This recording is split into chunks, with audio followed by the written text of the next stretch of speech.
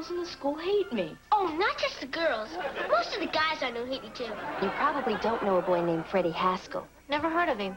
Oh, Freddie Haskell. He's a... Kelly, dear, it's not polite to interrupt. I must say, I haven't seen you look this good since that day at juvenile court.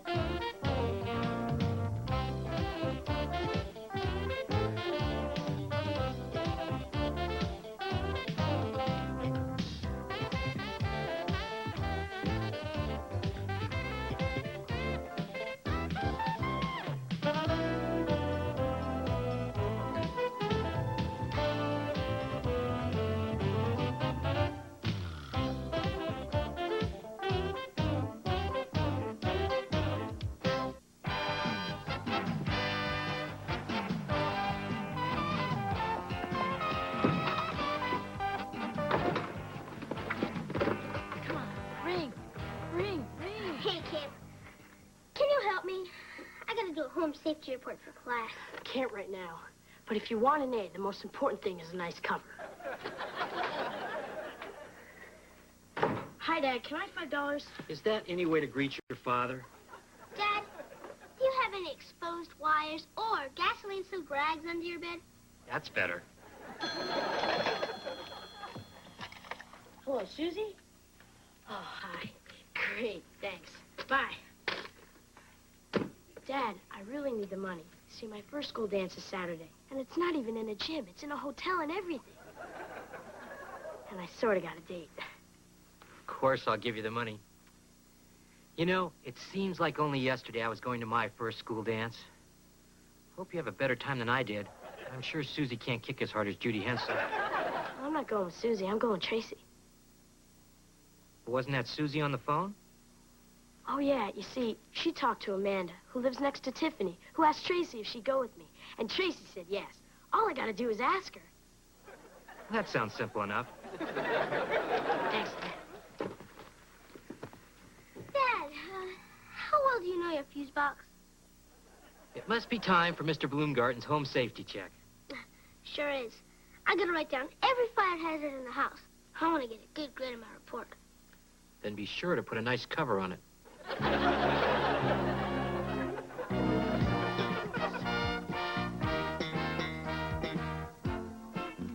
Hey, Marcia. Nice dress. My aunt used to feed the pigs in one just like it.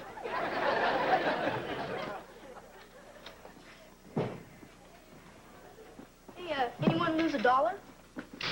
Sucker! Hey, you wanna try it, kid? I don't have time for that stuff anymore.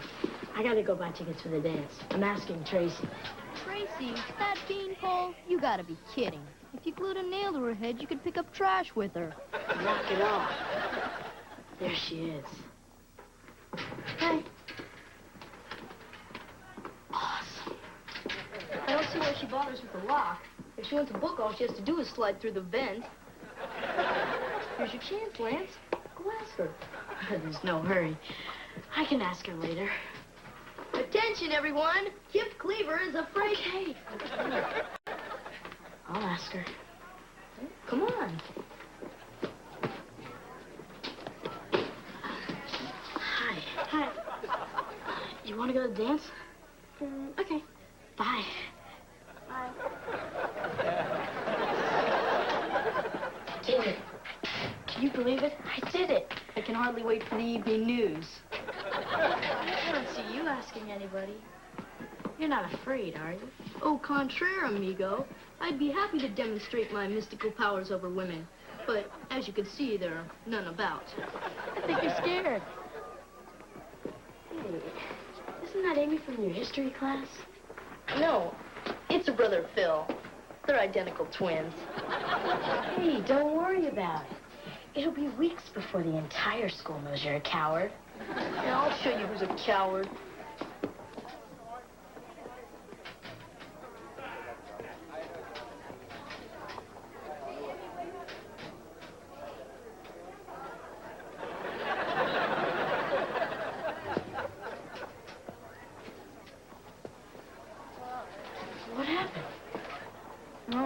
So I'm not the suave sophisticate the world perceives me as.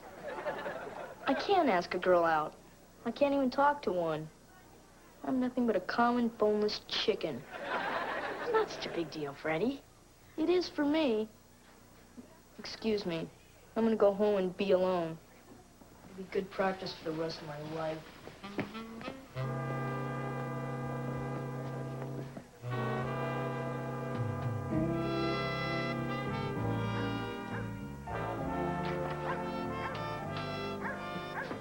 What's the matter, son?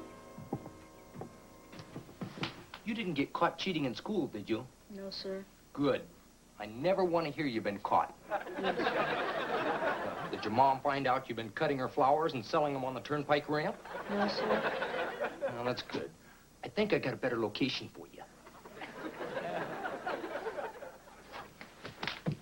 What is it, son? You know, I'm always here to listen to your troubles and to guide you through the stormy sea we call adolescence. Well, the trouble, sir, is with girls. Girls, huh? You're on your own.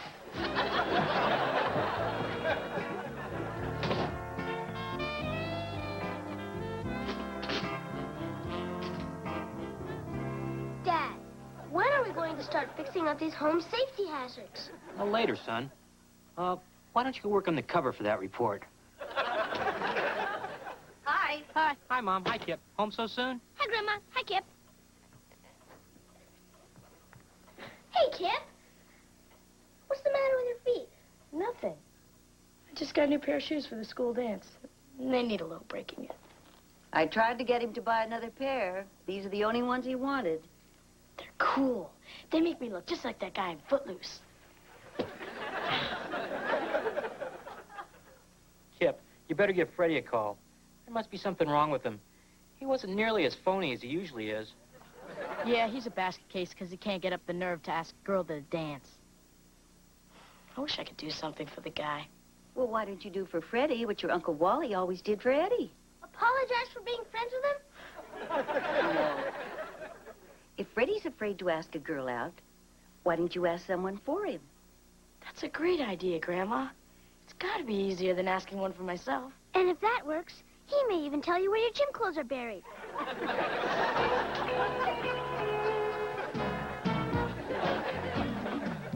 Do you want to go to the dance? Oh, Kip, I'd love to. Not with me, with Freddie Haskell. That creep? Yeah. Freddie Haskell.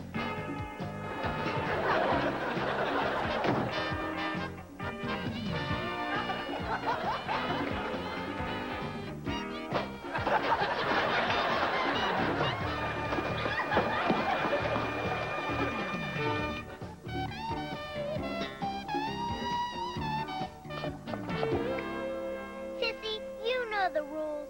You're supposed to take a shower before you get in Bambi's hot tub. Mary Ellen, will you hurry up? We're gonna miss the beginning of the concert. And where the heck's the babysitter? Don't worry, she'll be here, I promise. We won't miss a single shaboom of the 50s revival. Oh, that must be her. Finally. Darn. I've broken my earring. I'm gonna run next door and borrow some crazy glue. Just put a ski mask on and let's go.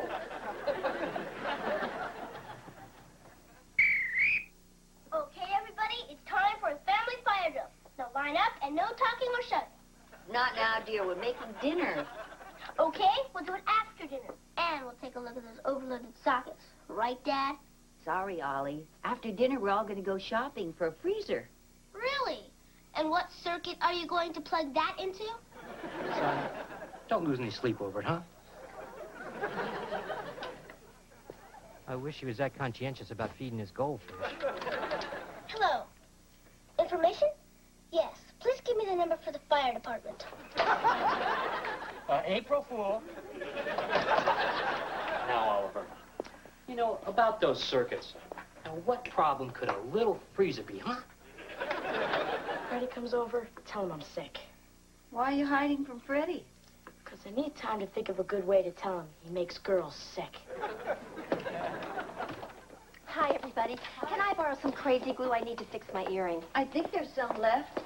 Oliver used most of it on his shoes trying to hang upside down from a board. Hi, Freddie. Hi, Freddie. Sorry to barge in, but I was in the neighborhood collecting for my favorite charity.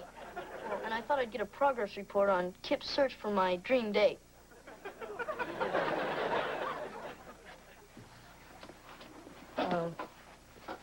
You have talked to some girls, haven't you? Freddie, I've got some bad news for you. Not Nancy Glick. No. Even she turned you down. I can't believe it. All the girls in the school hate me. Oh, not just the girls. Most of the guys I know hate you, too. No, the guys don't hate you. Guys like creeps. Kip, do me a favor. Promise me you'll never try to talk anyone off a ledge. Freddie, I'm sure if a girl ever gave you a chance, you'd do very nicely. In fact, I know you would. Thanks, Mrs. Cleaver. You're a ray of hope to the downtrodden. But you couldn't sell me that if it was gift-wrapped. Wait a minute, Freddie.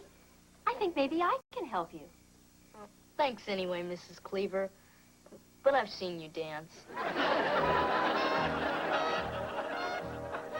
I'll still help you out, Freddie.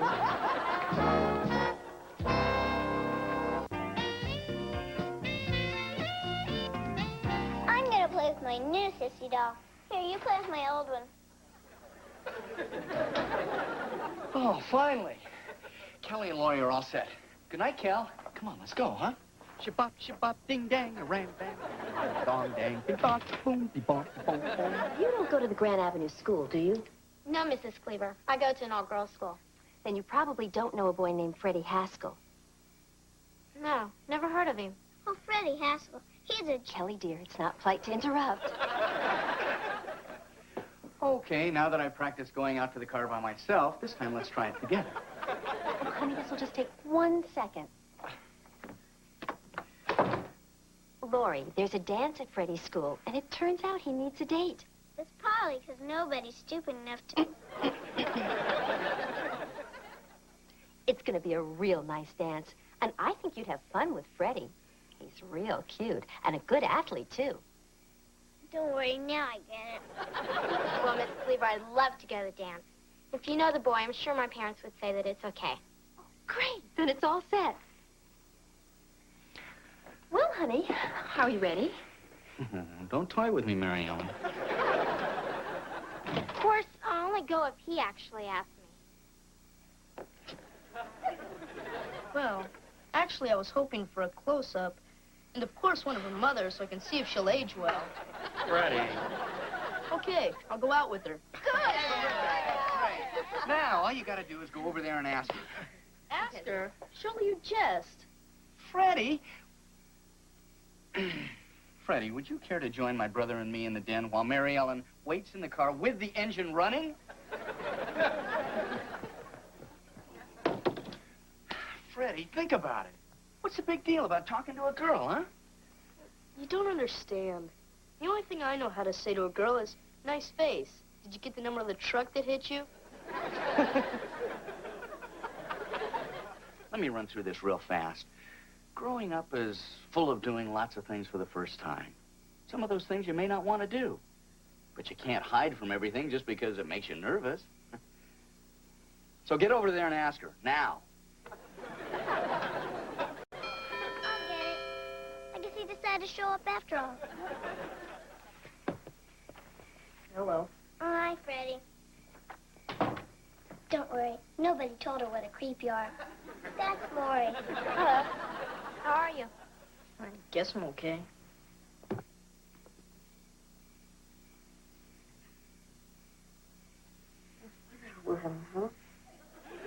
Excuse me? Weather we're having, huh? What was that? You wouldn't want to go to the dance with me, would you? Sure. You would? Well, thank you. I look forward to it. And might I add, it's a lovely dress you're wearing.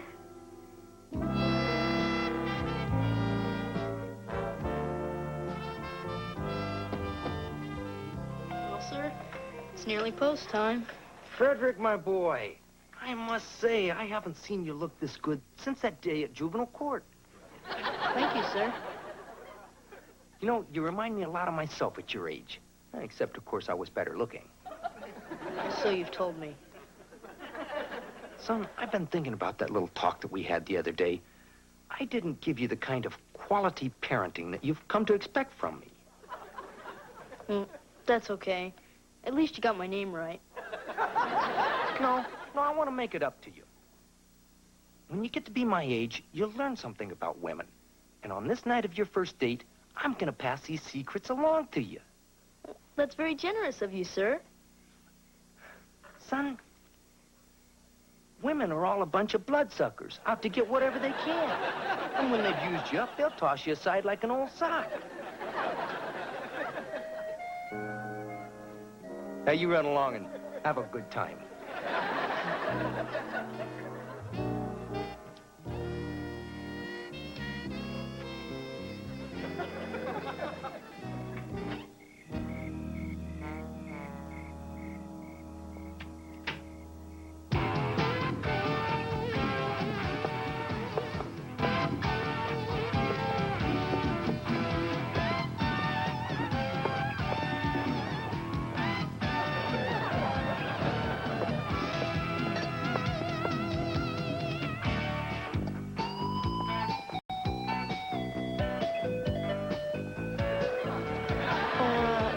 Something wrong with your shoes?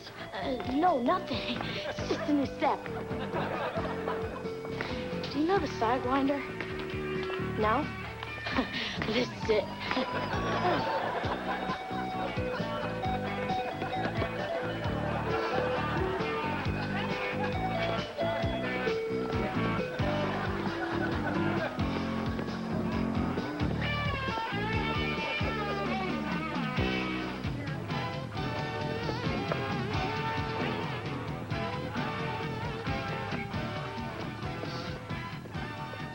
You want to dance?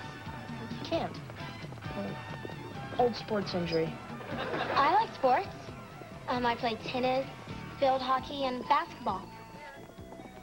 I breed snakes.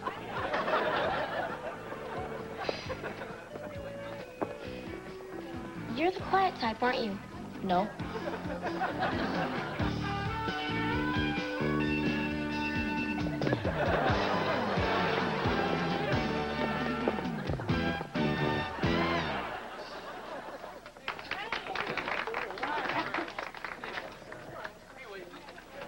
All this talking probably made you thirsty.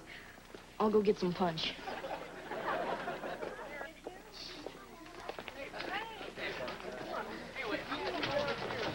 Hi, Kip. Hey, Freddie, how's it going? I haven't seen you out on the dance floor. Lori's a sensitive girl. She prefers to sit and talk.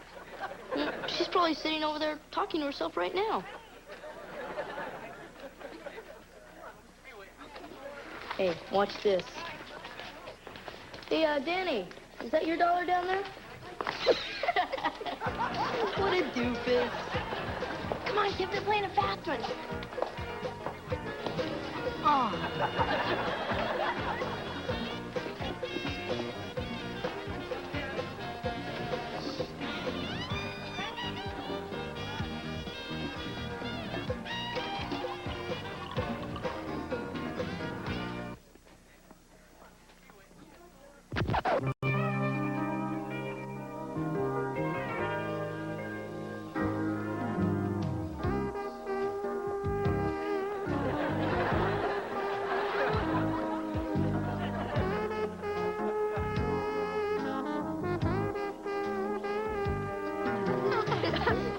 See, that's disgusting. Watch this.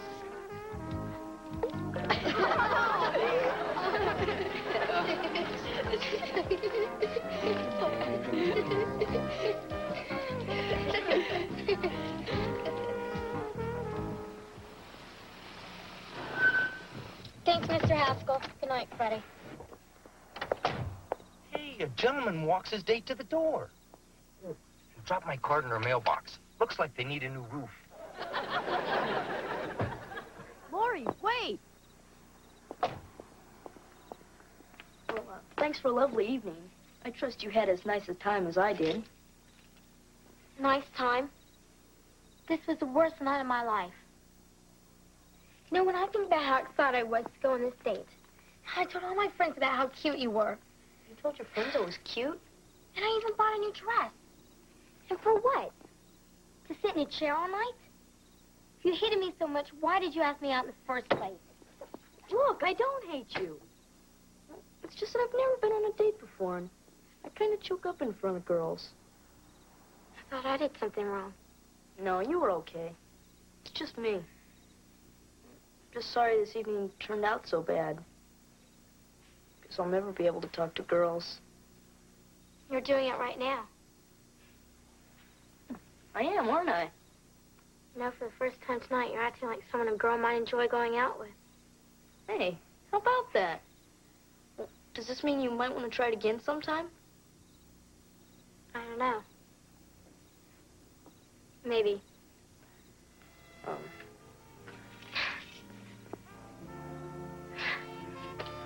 Oh, by the way, I'd have someone look at that roof right away.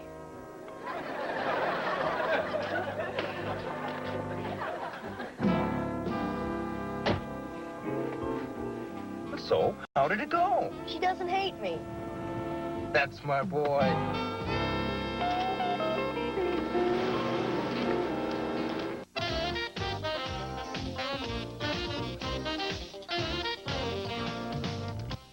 Arnold Schwarzenegger talks with Laurie Hibbert about the difference between cuffing culprits and cuddling kitties in his hilarious new film, Kindergarten Cop.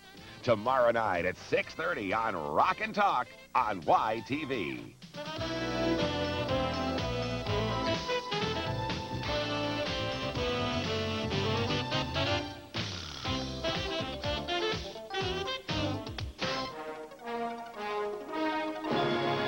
Did you find something good for your father? Oh, yeah. How'd I look? Oh, thanks, old-timer.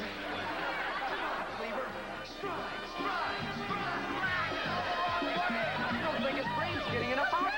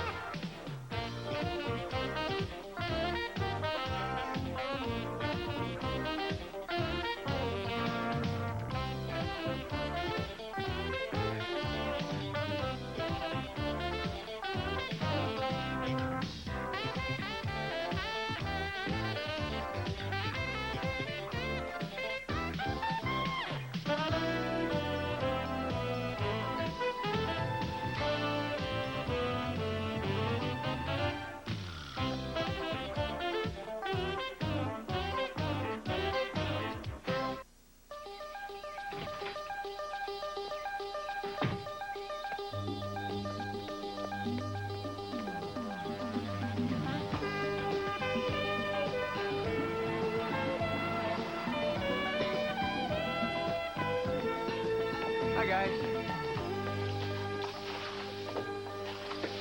How far is Uncle Wally gonna run? 26.3 miles. From the City Hall in Bellport to the library at Mayfield. I don't get adults. They wait all that time to get their driver's license, and all they want to do is run. And ride bikes that don't go nowhere. Real dumb. Glad I got you three together. You given any thought to what you're going to do for your dads for Father's Day? Same as usual, I guess. Wrong. This year, the adults are not going to buy the presents. Now, I don't think it's asking too much to have you buy your fathers a little present or plan something special to do with them. Anything to show them how much you appreciate them. You don't have to worry about me, Grandma. I'm already making something for my dad. Comes the Beaver. Hi. Hello, Beaver. What's everybody doing out here? Oh, we were, teaching Grandma how to do the flyback. Oh. Well, I think I've got it now. I'm going to try it one more time. Pretty good, huh? You try it again.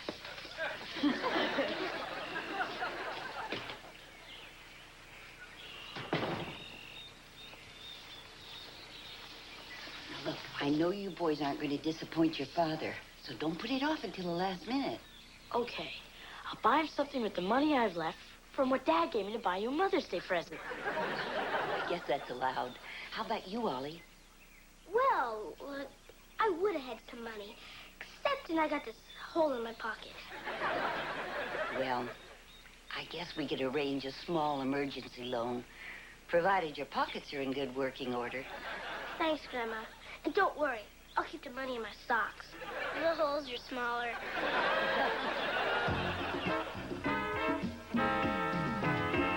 Training table's open. Dad, don't you get tired of eating just noodles every day? Well, honey, when you're going to run a marathon, you have to store carbohydrates.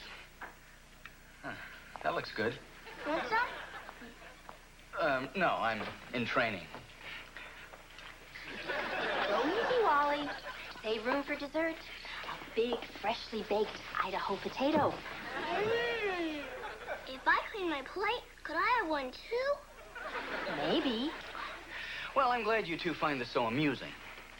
You know, if Christopher Columbus's family gave him this kind of support, we'd still be living in Spain. Dad, wasn't Columbus from Italy? Eat your dinner.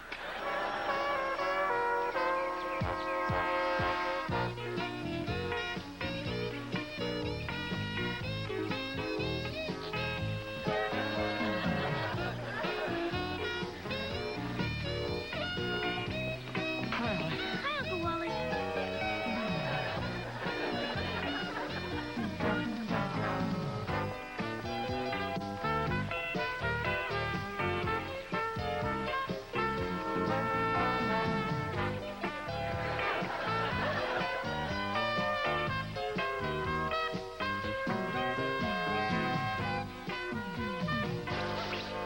Hi, Ollie. Hi, Duffy. Guy? Pretty neat hats. Pretty neat. I think we should make whoever invented this president of the whole world. Yeah. I never saw a hat that did anything but sit on your head. Hey, could I try it on? Well, all right. Just try not to slobber all over the part you put in your mouth.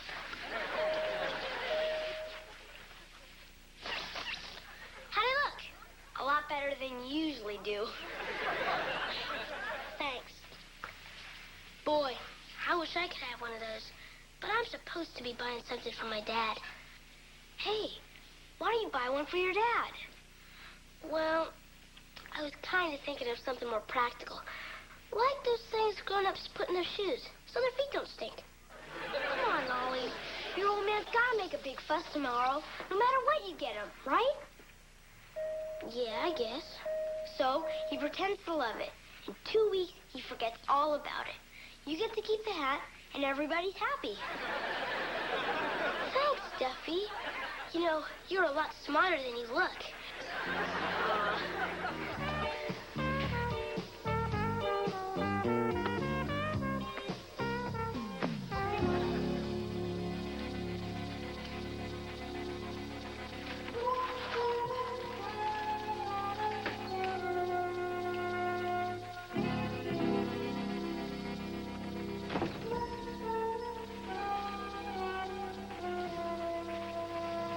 Hi, champ.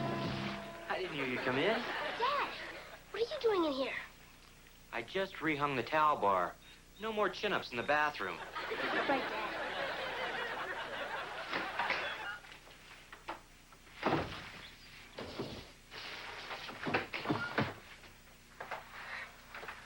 So did you find something good for your father? Oh, yeah. He's gonna love it. And did you have it wrapped? No, this wasn't a wrapping place. The guy had enough trouble just making change. Well, come on. You need to fix it up real nice. Your father's going to be back any time. But Dad isn't a surprise. We're not going to tell Dad, you little chuckle brain. Thank you, Kip. Come on, Ollie. Let's see what you got. Okay.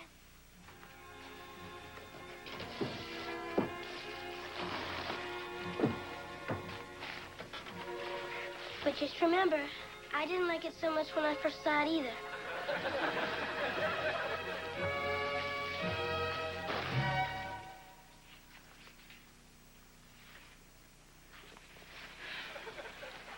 What on earth would make you buy something like this? Oh, hi, everybody. Duffy, why didn't you wait outside for a few minutes? Oh, I'm sorry. I didn't know Oliver was getting yelled at, or I would have just listened at the door. Oliver, how long did you think you could pass this off as a gift? Well, I was hoping at least till they'd open it. Maybe you better start thinking about other people's feelings instead of just your own. And clean up this room. Boy, Ollie, you sure messed up this time.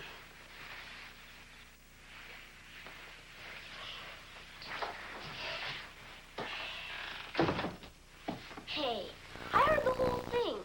This never would have happened if you would have listened to me and gotten the blue one. Come on, Duffy. I already feel like the dumbest kid who ever lived. Nah, you're not the dumbest. I saw him on a TV special. You better go now, Duffy. I'm going to stand in front of the air conditioning and catch ammonia. That way, no one will yell at me tomorrow. Look, I know how to give your dad a great present, and it won't cost a thing. You see, grown-ups are weird. They really would rather get something that you made for them. You any good with these? I can draw some things okay. Like what? Batman? Good enough. Now, if you really want to make your dad happy tomorrow, all you gotta do is draw a picture of you hugging him. That's it? Yeah. Stand in front of the house with a happy son. I bet your dad cries and tells you it's the best present he ever had. That does look like Batman. That's the house. Oh.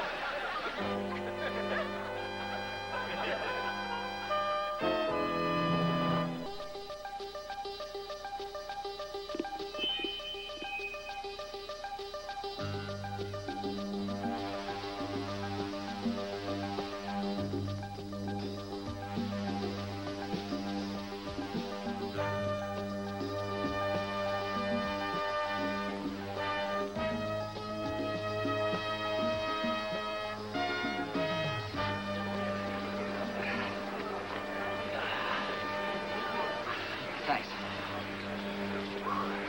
Oh, thanks, old-timer. Anytime, Sonny.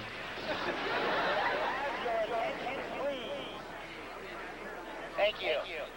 Runners, take your marks. Get set. Oh, yuck.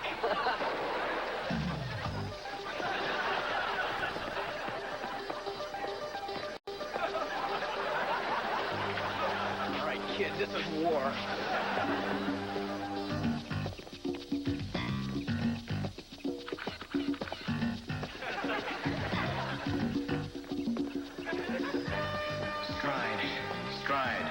Stride. Okay, Wally, water station up ahead. Now all you gotta do is peel your tongue off the roof of your mouth. Oh, real good, Wally. You jerk.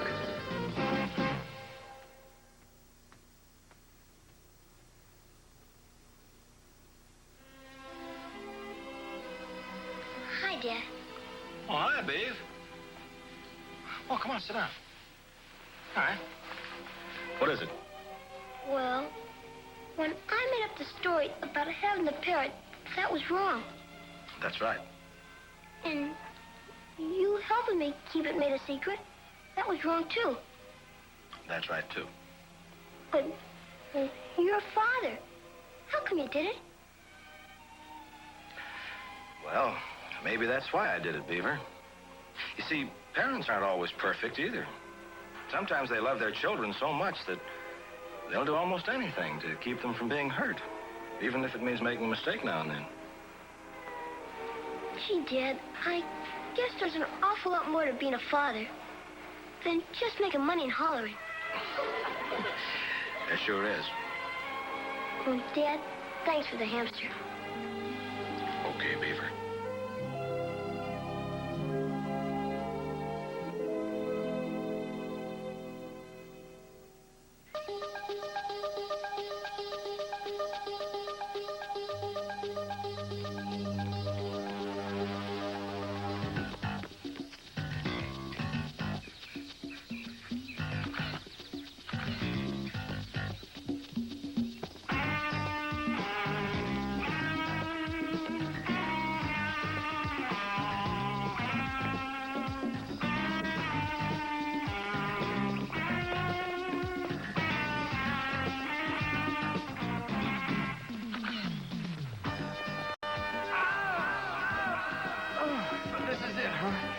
wall. A moment every runner dreads.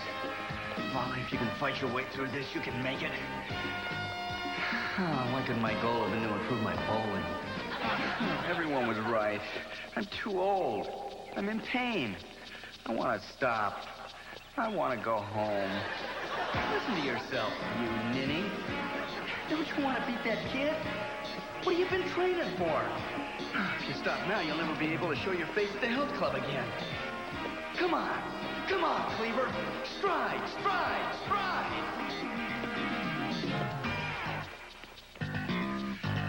Oh, good. Pine Street. It's all downhill from here. Except for the hill. Hey, here he comes. Here he is. Yeah. Hey! He's coming around the corner.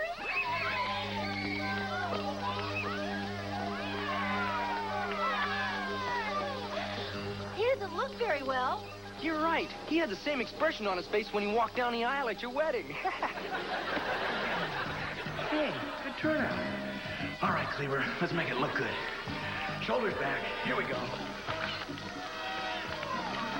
Oh, look at them. My wife, my daughter, my video camera, my mother, my brother, my nephews, my best friends. Oh, I love them. Everything I am, I owe to them. And I've never even thanked them.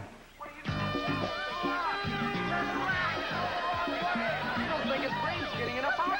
What are you doing? Oh, thanks, honey. Thanks, guys. Oh, thanks, Cal. Thanks, Mom. Thanks, baby. Let's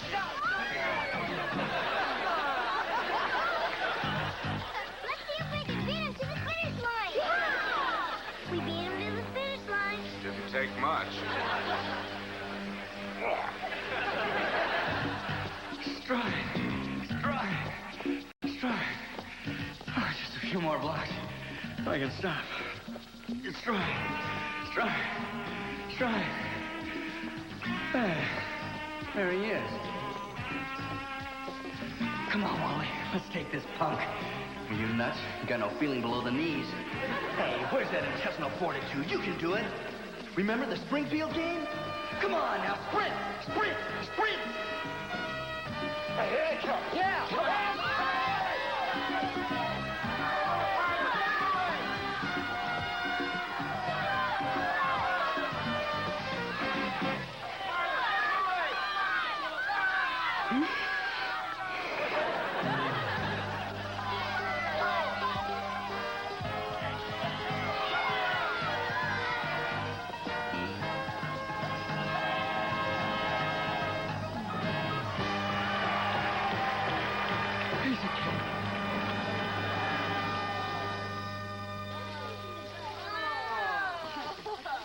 Jacuzzi.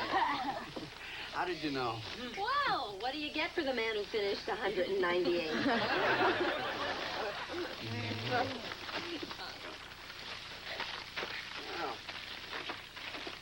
What do we have here? It's a poem I wrote for you. It rhymes and everything. You want to hear it? Well, of course I do. My Dad, by Kelly J. Cleaver. My dad was born after World War II. His eyes are very, very blue. When I was young, he read me Tom Sawyer. He makes a good living because he's a lawyer. Other kids think their dads are king, but mine's the best, and I'm not lying. My dad, my daddy, my pop, my father, my friend, my... Kelly, honey, I'm sure your father would love to hear this again when he wakes up. Don't worry. He did the same thing after the Springfield game. And that's when he was in his prime. Let's give out some presents to the father that's awake. Yeah, Dad. Open mine first. Yeah, Dad. Open Kip's first. Happy Father's Day, Dad. Oh, thanks, Kip. Let's see, what is this? Hey, endangered species cologne. You know, that's terrific. You really didn't have to do this. Big deal. Happy Father's Day, Dad. Ah, thanks, son. Oliver, you have something for your father. I hope. Well, yeah. I guess I sort of do.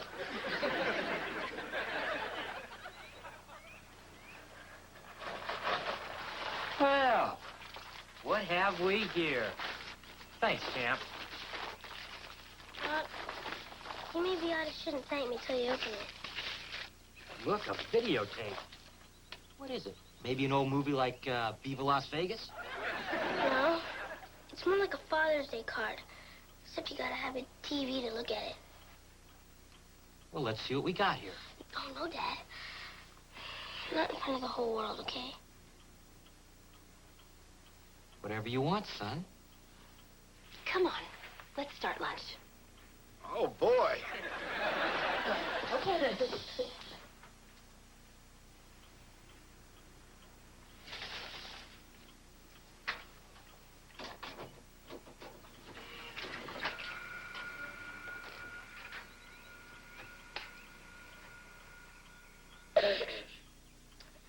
Hi, Dad. Hang on, Ollie. It's all blurry. Ready, set, go. Hi, Dad. It's me, your son, Oliver Cleaver. And the reason I'm doing this is because you got a right to know what kind of a rat your kid is. Because only a real rat wouldn't come up with a gift for his dad on Father's Day. It's not like he didn't have a chance or anything. Grandma lended me the money, and I blew it all on junk like ice cream. And this.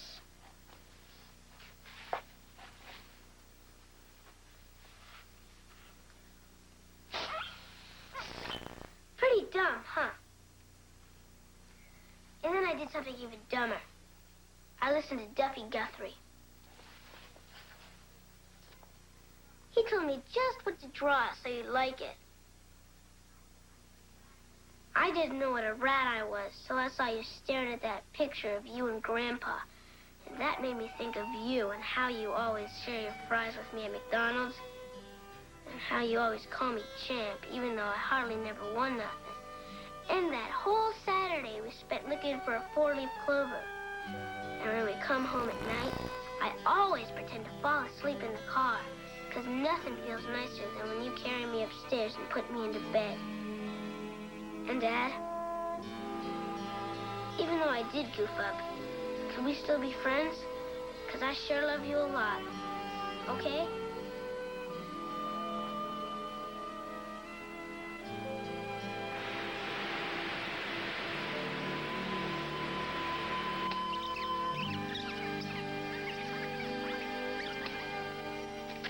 Hi, Dad. It's me, your son, Oliver Cleaver. And the reason I'm doing this is because you got a right to know what kind of a rat your kid is. Real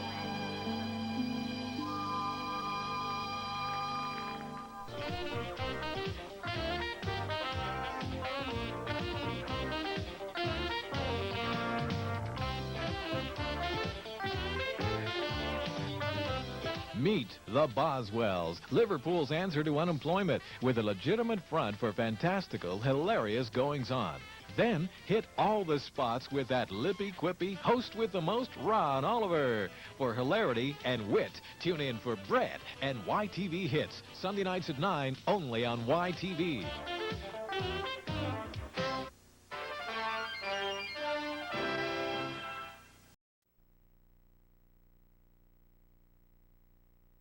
Leave it to Beaver. When I get back, you better not be here. What a kidder. Oh, Mrs. Cleaver, would it be any trouble to heat up the syrup again? How could she do this to me?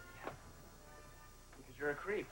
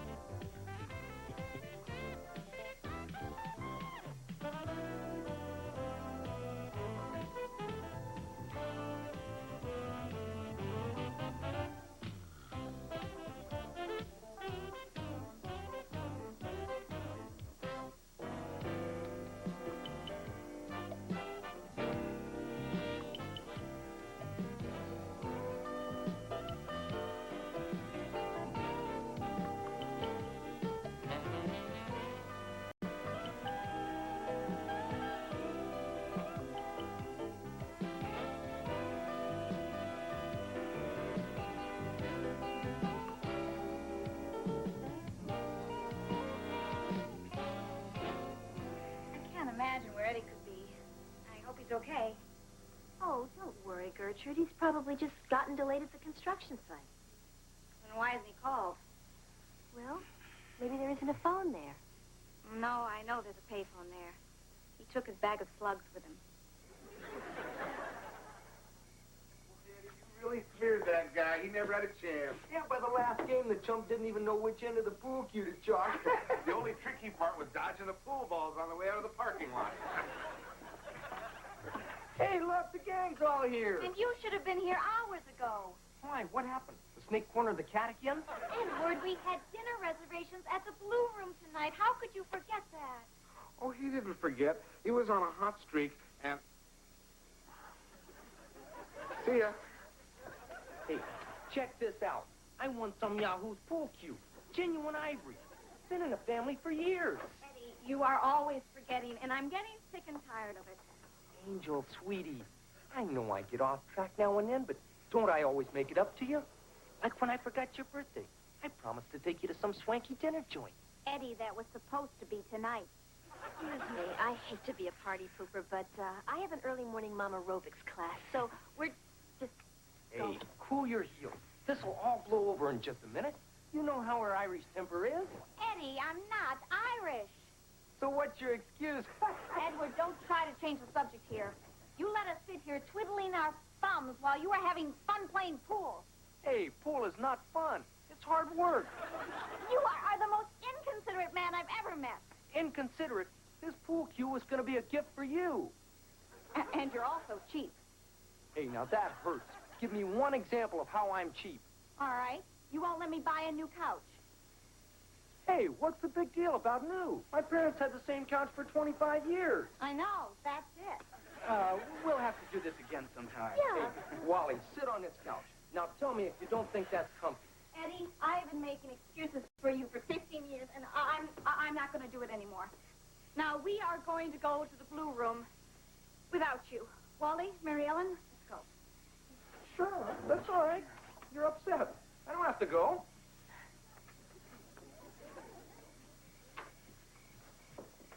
Hey, bring me back a New York steak. Well done. I mean, scorch it. And don't order mine until your food comes, so it'll be warm when you get home. Eddie, you don't understand. When I get back, you better not be here. Sure. And this time, I mean it. What a kidder. Oh, please, no more. You're spoiling me. Eat up, Eddie. You've been through a lot. Yeah, I guess you're right. I never did get my dinner last night. Oh, Mrs. Cleaver, would it be any trouble to heat up the syrup again? Not at all, Eddie. Oh, and a little more coffee, please.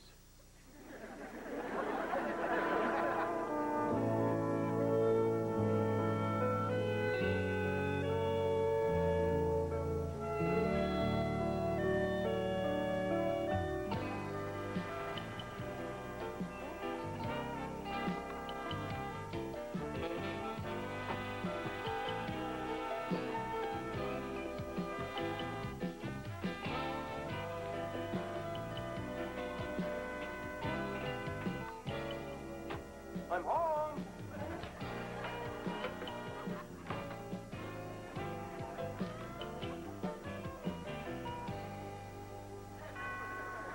I'll get it. Hey, Freddie, what are you doing here? She throw you out, too? Yeah, mi casa es tu casa. Actually, sir, you might say I've come in the role of goodwill ambassador.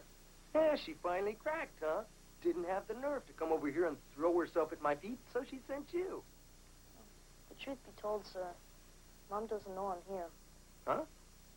Well, I took it upon myself to seek a quick settlement for fear that any more time spent alone would only strengthen her resolve. Son, I refuse to grovel. Even if I were lonely, miserable, and desperate, and I'm not, I would never grovel. I see your point, sir. It's foolish, but I admire your integrity. I take that as a compliment.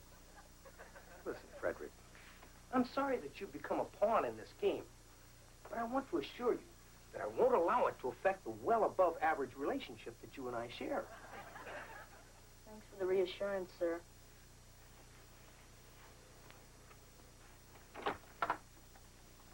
Perhaps as a weekend, Father, you'll see fit to take me to the zoo. Son, I'll take you to the horse races. You'll see animals in their natural habitat.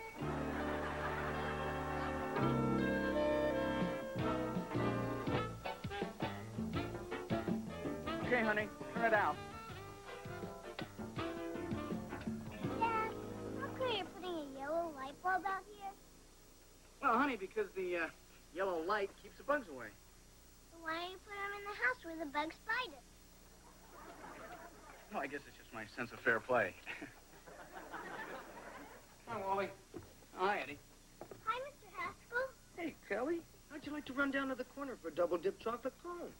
Yeah, sure. Great. Hey, here's a couple of bucks. Get something for yourself while you're down there. So, Eddie, how's the exile going? Just fine. Hey, look, I hope you understand about not being able to stay at my place. But, a vote's a vote. Hey, I know Mary Ellen's probably siding with the enemy, but how'd you break the 1-1 tie? It was 2-0. Come on, don't take it so hard. Okay, I tell you what, I'll treat you to a movie tonight. Thanks, Wally. But you don't have to babysit me. I'm a free man. Look out, ladies. Eddie Haskell is back in circulation. It's going to be like throwing raw meat into a shark tank. How could she do this to me? Because you're a creep. Obnoxious, irresponsible, and insincere. And you treat her like garbage. Hey, that's beside the point. Don't you see I'm miserable? You got to do something. Make her take me back. Please. I'd like to, Eddie, but this is between you and Gert. Hey, you got to help. You're my best friend. I tell that to Lumpy, too, but I don't mean it. Hey, I'll even pay you for your time. Cash so you don't have to report it. Eddie. Okay, a freebie. Just tell her to give me one more chance. She's the only woman who ever really loved me. Can you imagine anyone else who would? You got a point there. Look, I'll do whatever she wants. I'll change. Tell her that, please. All right, Eddie. After dinner, I'll go over and talk to Gert. You're a real pal. Hey, you want to stick around and eat with us? What are you having? Lasagna. Yeah, forget it. Your mom's making steaks.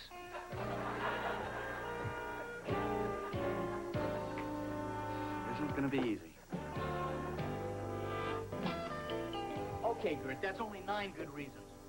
I asked for 10. All right.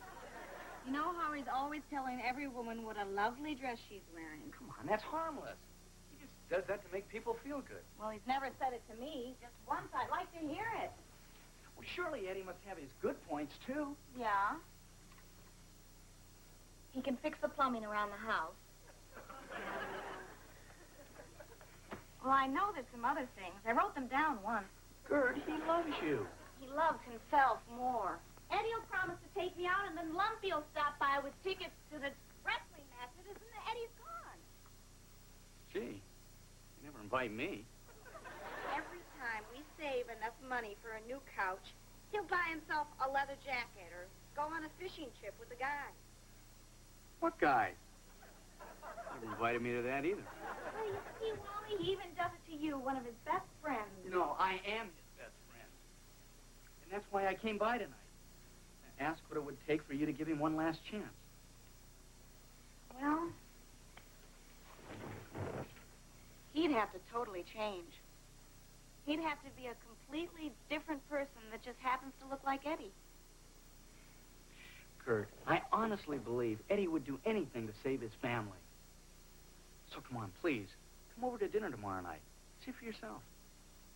Wally, I appreciate what you're trying to do, but I just can't see him right now. I'm sorry. Okay, Gert. I understand. If you change your mind, let me know. I will. Wally, thanks. I wonder when those guys went fishing. What do you say, Mom? Dad's a lovable old rogue. Let's say we give him another chance. The sink stopped up. Well, maybe maybe one dinner wouldn't hurt. Mom, you won't regret this.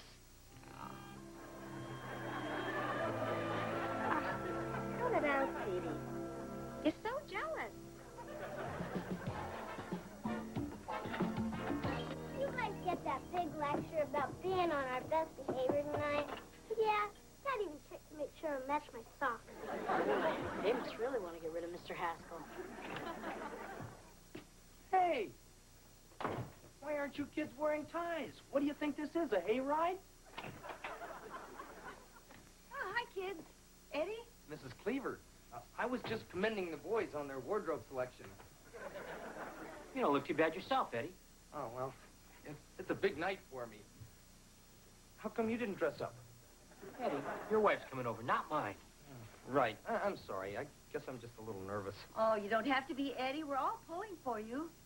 I have no idea how hard we're all pulling for you. That's her, Steve. I don't want to appear too anxious. Let her sweat it out a few minutes. Good evening, sir. Son. Son, look at you. You've grown since I've last seen you. Oh, come on, sir. It's scientifically Gert. Hi, Eddie. Hi, Gert. My, that's a lovely dress you're wearing. Thank you, Eddie. Good to see you, too. Then you'll take me back. Don't push it. Hi, Gert. Hi, come on in. Ready? Everything's ready. Hi, Gert.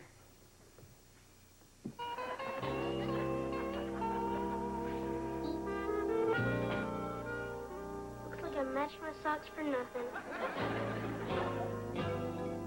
Freddie, I think your dad did pretty good during dinner. Yeah, my mom even let him hold her hand under the table.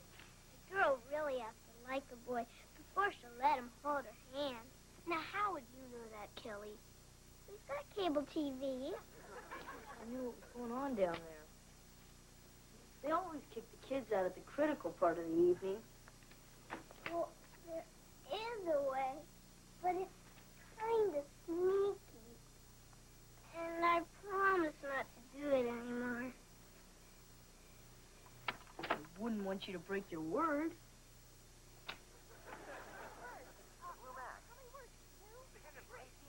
Big crap. No, they're just playing charades. The Blue Mac. How many words? Two? Hey, wait a minute. No time. Superman. It's a flying thing. It's, No, Bert. Like Hale Navy joins the Air Force. No. No airplane. 45 seconds. That was a wonderful guess, Pookie. Oh, you're up next. Come on. Your turn. Isn't she wonderful?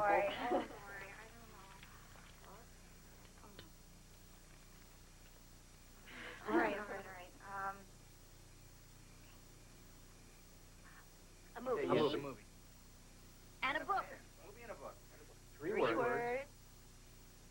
Second word. Second word. Second word is... Something awful. Yeah. Something really disgusting. A grotesque, hideous monster. Your mother.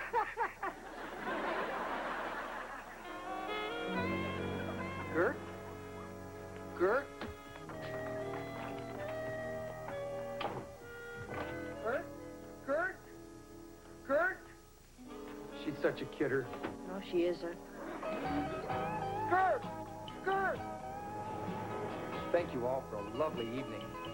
Gert! Bye, Eddie. Gert, let me in, please. Forget it, Eddie. I thought you really changed, but you haven't. Gert, I was doing great for hours. And so I got off one good one. What's that compared to what we have together? Remember the first time we ever went out? Oh, how can I forget? I never expected to see you again after I filled out that police report. Then you kept writing and calling and having pizzas delivered. Remember the heart-shaped one for Valentine's Day? Yeah. See, that was the sweet side of you. The side that cared about me. That's what made me want to marry you. And that's why you can't live without me, huh? I have for a long time now. Now, don't start saying things like that. It's not true. Eddie, you're not there for us. I think your family should come first, not Lumpy just because he has tickets to some boat show. I'll call him and cancel. He was coming by here tonight? Oh, Eddie! Hey, I didn't know how this was going to turn out.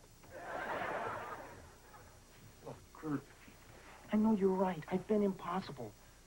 Look, give me a month. If one little thing goes wrong, I'll throw myself out. Please. I don't know. Gertie. Gert. Sweetums. Honey. Give me 2 weeks. A fortnight. How long is a fortnight? It doesn't matter. You gotta give me a chance. Oh, Eddie.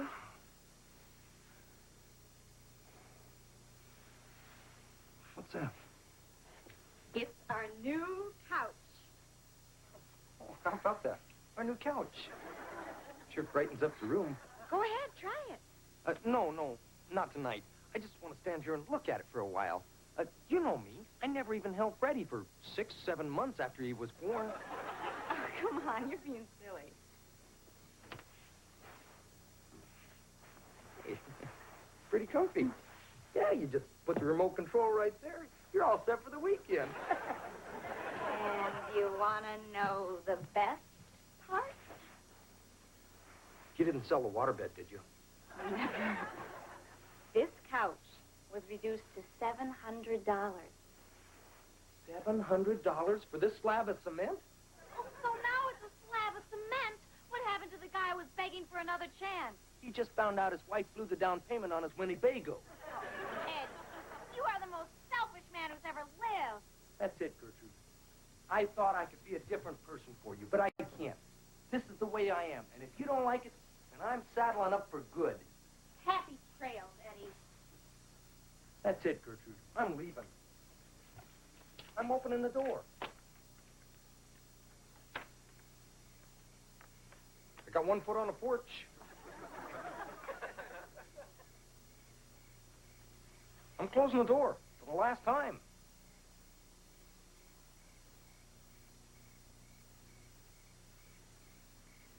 So long, Gertrude.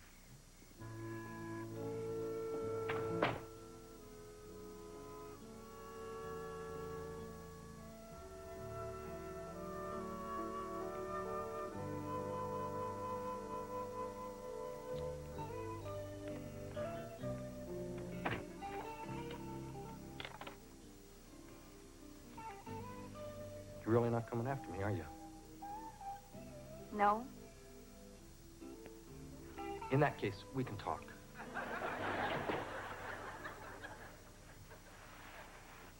While I was outside, I had time to do a lot of thinking about what you said. You know, there might be something to it. Might be? I'm not promising you a personality transplant, but I guess I could spend a lot more time with you and Freddie and what's-his-name in military school. You'd all like that. And once in a while, you could buy something special for yourself, within reason. How about the couch? Can it be returned? All sales final. It's yours. Oh, Eddie! Hey, Eddie, how about it? Are we going to the boat show or not? Eddie! Hey, what are you doing?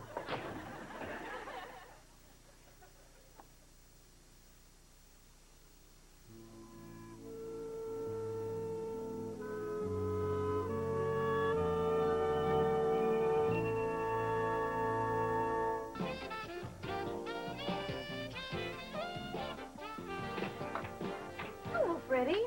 Good afternoon, ma'am. Well, what's this? A small token to express my gratitude to the entire Cleaver clan for helping bring harmony to the Haskell home. Well, that's very nice, Freddie. Oh, please. It's the least I could do for all the pain you must have suffered during my father's exile. Without a doubt, you Cleavers are greater humanitarians than Frank Sinatra himself. Henry, there he is. There's the boy who ruined my flower bed. I'd best be off.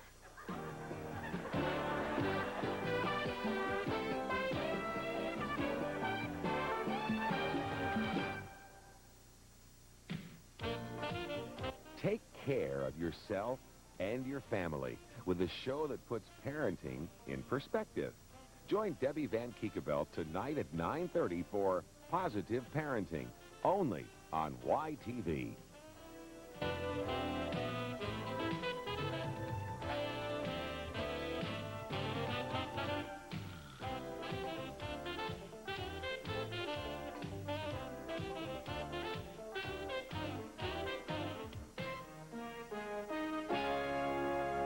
A Quintex production.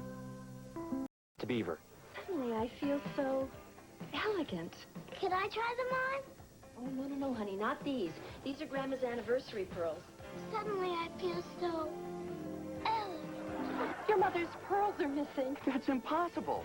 Pearls don't just disappear.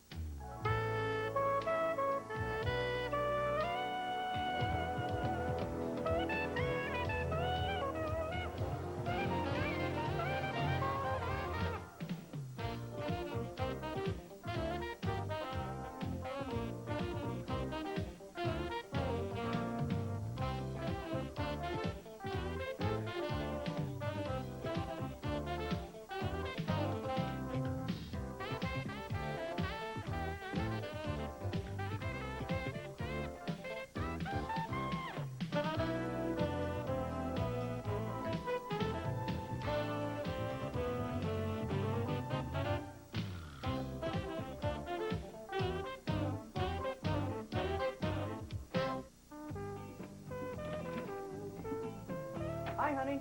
I'm home. Hi. Just put the flowers in the vase on the dining room table. How'd you know I bought flowers? Because you snapped at me this morning before you left. Hey, look, I may have some patterns, but I'm not that predictable. In that case, you probably didn't buy 6 irises, 2 daffodils, and just to show how much you love me, 1 bird of paradise.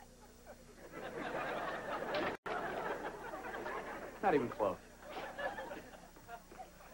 Oh, well, I love them anyway. Hi. So, tough day for the mommy-to-be? Oh, no. Once I got Kelly off to school, I finished with the laundry and the shopping, and then I shampooed the rug and put dinner in the oven. And then I sat down for 5 minutes to work on that article I'm writing on how to fill your spare time. Oh, I want to read that when you get finished with it. Well, sure, if you don't mind waiting a year or two. Be careful, honey. Kelly! Kelly, get down here! Wally, she's not home. She's at gymnastics. Why does she have to park her bike in the house? Maybe she wants to avoid another one of your responsibility lectures. Oh, honey, it's her first new bike. Yeah, well, I know this bike means a lot to her, but don't you think chaining it to the living room is a little bit extreme? Oh, you're one to talk. Remember when you bought your Corvette, you practically wanted to sleep with it. In it, not with it. Why, there he is. You know what? Oh, you look great today. Oh, okay, Lumpy, you go ahead and tell No, him. you tell him. No, you go ahead. No, you. Come on, Lumpy, go ahead. No, you. He's your brother. No, go ahead. You tell him. Now, wait a minute. What did you guys do? Hit my car? Better. What would you say if I told you that you had been named Mayfield Chamber of Commerce Man of the Year? Me? Man of the Year? With your name engraved on a plaque at the City Hall snack bar. Not to mention a year's free dry cleaning at Barney's. Did you hear that, honey? They've chosen me Man of the Year.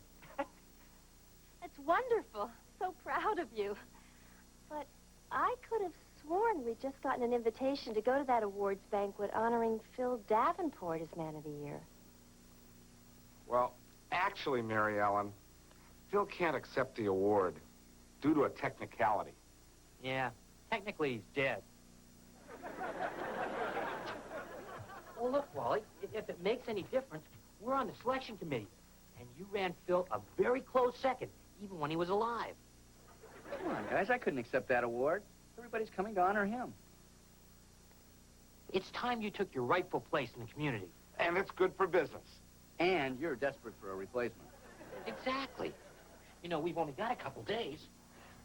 I tell you what, I'll think about it. Great. But I have to know now if you want the chicken or the fish. I'll have whatever Phil ordered. He would have wanted it that way.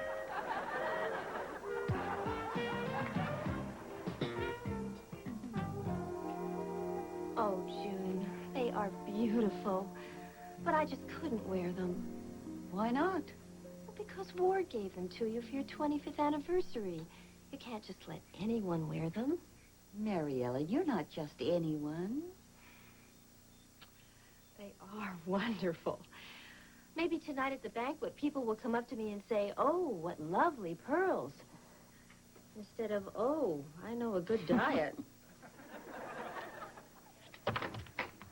Mom, can we go bike riding with Oliver when he gets here? Have you cleaned up your room yet? No. But if I'm out bike riding, it won't get any messier. Okay, you can clean it up later.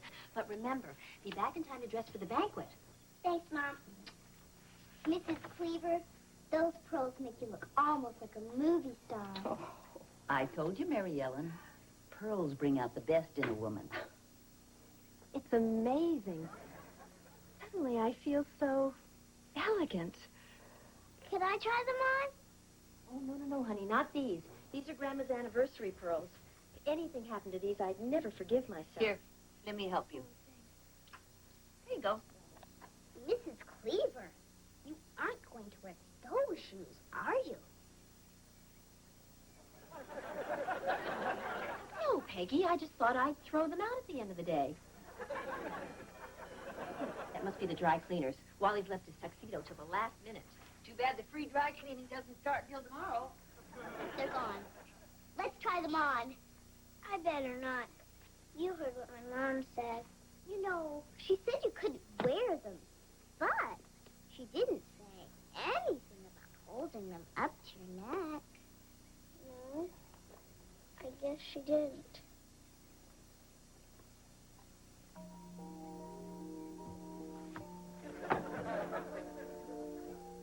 How do they look?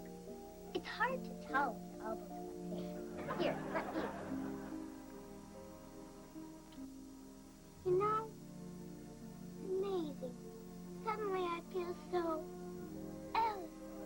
I told you, pearls bring out the best in a woman. Ellie, Oliver's here. Just a minute. Peggy, help me. I can't get it. You probably can't tie an apron behind your back either. Hurry up. Hold on quick, Kelly. Kelly, Oliver's waiting. We'll be down in a minute. Quick, try and pull it out with my head. I can't. Your head is too fast.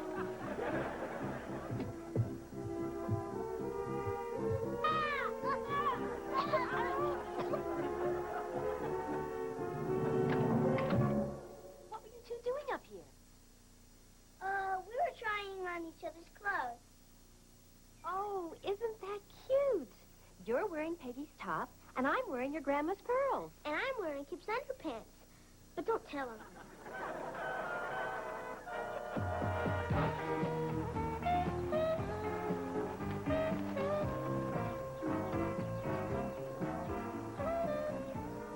Ollie, are you sure Rudy, the janitor, can get Grandma's pearls off? Sure. He can open anything. He's the one that got me out when I was stuck in the rabbit's cage. What were you doing there in the first place? Freddie Haskell bet me I couldn't fit in with the door closed. I sure showed him. Sure did. Ollie, I gotta stop a second. Peggy's sweatshirt's too hot.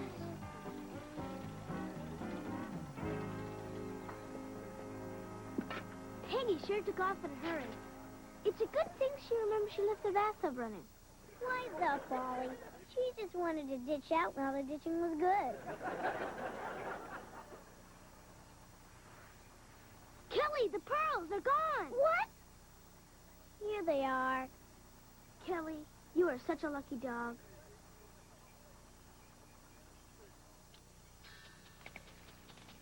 Stop those pearls! Come on, let's get him!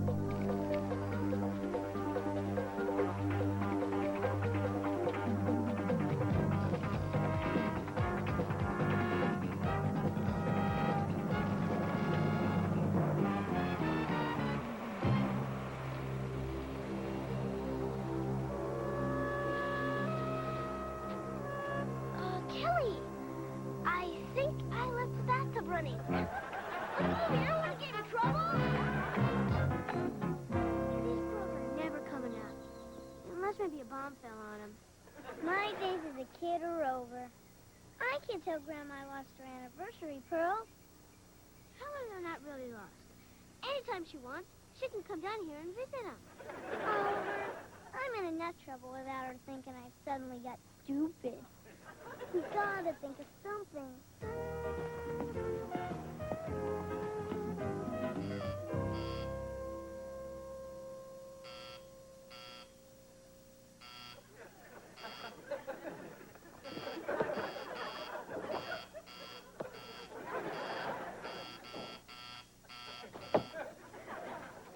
Come on. When I grow up, I'm gonna get one of those for my room. Look at all these crummy green and red stones. Wow! A gold Mickey Mouse watch. Now that's beautiful. Children, hands off the glass. Oh, sorry. Are you perhaps shopping for an engagement ring? Heck no. We don't even like each other all the time. Oh, pity. And then why have you singled me out among all the other merchants in the street? We want to buy some pearls. For decorative reasons, or are you disgustingly rich kids who just want to play marbles with them? No, we want to buy them for our grandma. This is the store where June Cleaver buys her pearls, isn't it? You are June Cleaver's grandchildren?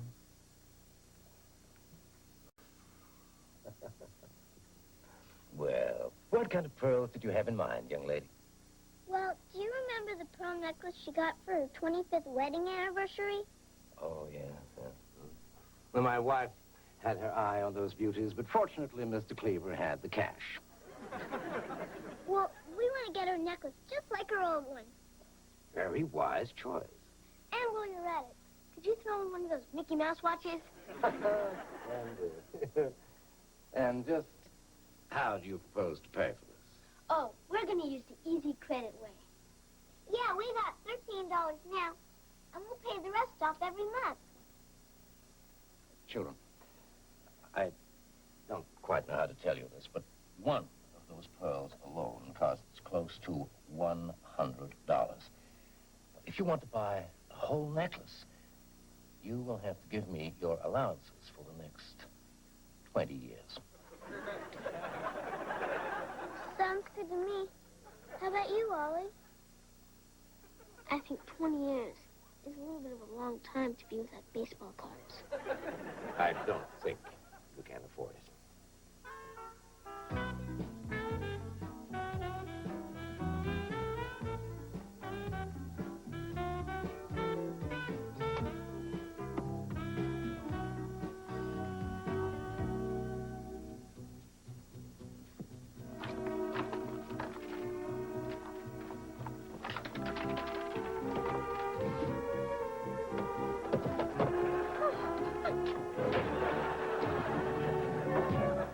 Although the United States wasn't the first country to put a man in space, we are still the greatest nation in the world. Which is why, although I was not your first choice, I am proud to be standing... Kip, that's really annoying. You're supposed to be helping me with my speech. I'm sorry. But you better get used to it. Everybody will be eating during your speech tonight. What do you think? How's it so far? Oh, it's pretty good. I just wouldn't start off with that joke about the mayor's wife. Never should have listened to Eddie. Well, if you need me anymore, I'll be getting dressed. So far, I've only found 2 pieces of my 3-piece suit. Thank you very much. Thank you. I am proud to be standing before you tonight. And I wish I had a good joke to open with. Wally, now, I don't want you to panic, but I have something to tell you that might throw you off a little bit tonight. Bill Davenport's still alive? Oh, I wish it were that simple. Wally, your mother's pearls are missing. That's impossible. Pearls don't just disappear. Honey, no, they're gone. I've looked everywhere. I looked in the drawers, the shelves. I even looked in a toilet tank. What'd you look in the toilet tank for? I'm desperate. All right. Don't panic. Just try to think about what you did today. Well, after your mother left, I hung up my dress, and then I vacuumed the floor.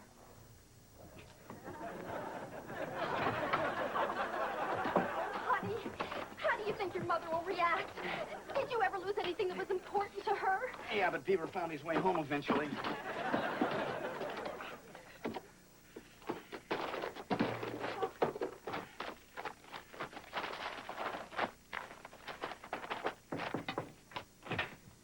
Wally, have you got an extra set of cufflinks? These staples keep popping out. Not now, Beaver. You guys reuse those things? No, Beaver. Your mother's necklace is missing. I don't believe it. You lost Mom's anniversary pearls? I didn't. She did. Well, thanks a lot for the support, honey. Don't get excited. I didn't lose the pearls. Well, I didn't lose them. I must have If just you didn't lose them, what are we going to do? Guys, I would never do that. I know you didn't do it. I'll help you find them. I know. Oh. Hi, Mom. Oh, I got dressed a little early, so I thought I'd come down and see if I couldn't figure out why these vacuum bags keep breaking. That's nice, dear. You always did know how to budget your time. Beaver Lumpy called. He got stuck driving his parents, so he wants you to pick up the ice sculpture. It's a bust of Phil Davenport. But don't worry. When the mustache melts, it'll look a lot like you. Come on, Mom. Mary Ellen, you look lovely. I can't wait to see you with the pearls on. What is the matter with you? Honey, I'm just going to go upstairs and check behind my dresser one more time. I want to take this opportunity to thank you for naming me Man of the Year. And to beg my mother's forgiveness for losing these pearls. Dad? Oh, Kelly, where have you been? You were supposed to be home hours ago. I'm sorry, Dad. Can I talk to you about something? Later, honey. It's not a good time right now. But it's about my new bike. It's okay, honey. Whatever it is. Don't worry about it. I'll fix it tomorrow. Can't find them. Wally, I just can't find them. Oh, honey, I'm never going to forgive myself for losing your mother's anniversary pearls. Honey, you didn't leave the house. Nobody broke in. So I'm sure they'll turn up eventually. They'd better. I don't think I could ever look her in the eye again. That is, if she'd ever let me in her sight. Mom, you don't have to worry about that. I know what happened to Grandma's pearls. You know where they are? Uh-huh. At the corner of Sheridan and Pine. Well, let's go get them. Okay, but you better take a jackhammer.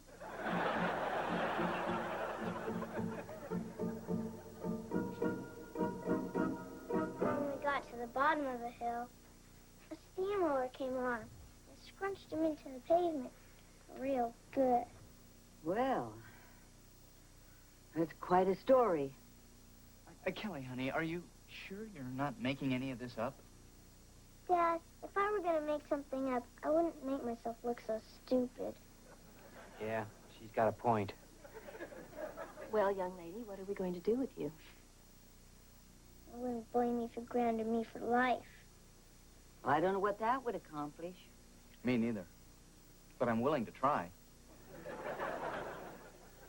Grandma, I never meant for anything bad to happen to your pearls. Well, of course you didn't. I just wanted to try them on so bad. They look so beautiful, and they made Mom so happy when you loaned them to her.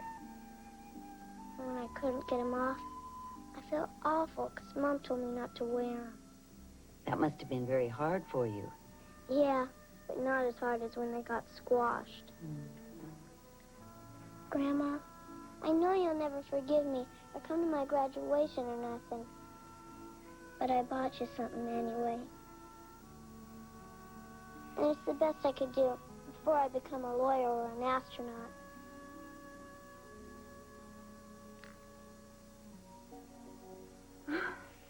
What? The man in the jewelry store said it's the same kind as your necklace. It's beautiful. Kelly, where did you get the money to buy that pearl? I sold my bike to Melissa Hensler. Uh-oh. Well, but honey, that was your birthday present. The bike was expensive. I used that line on Melissa. but she still wouldn't cough up any more money. Grandma, I'll work the rest of my life and get you another pearl every year until you have your whole necklace back. Oh, Kelly, I appreciate that. But you don't have to give me anything more than you have already. I don't? She doesn't? No. I just wish you'd told me sooner. You see, the pearls you lost were imitation. Wait a minute. Dad gave you fakes? Well, no, the real ones are in a safety deposit box. You see, I had them copied. I wanted to enjoy them without having to worry about losing them or having them stolen. But this is a real one, and I'll treasure it always. Oh, Grandma, I felt so bad. Oh, darling. I know.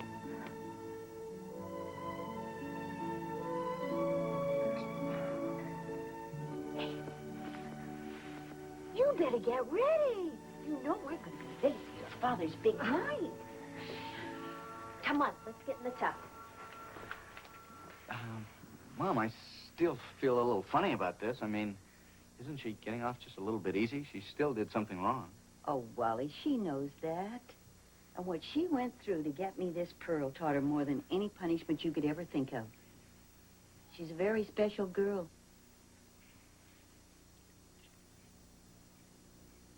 Thank you very much, ladies and gentlemen. I'd like to tell you a very funny story about my wife, my daughter, and my mother.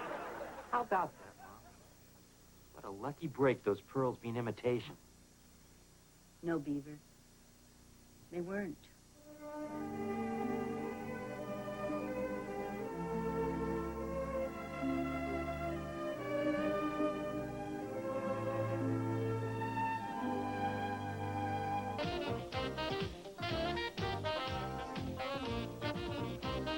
Funny guy Ron Oliver brings you the latest news, shaking down the nation for strange new things and rattling celebrity cages on The Ron Oliver Show, Sunday nights at 9, here on YTV.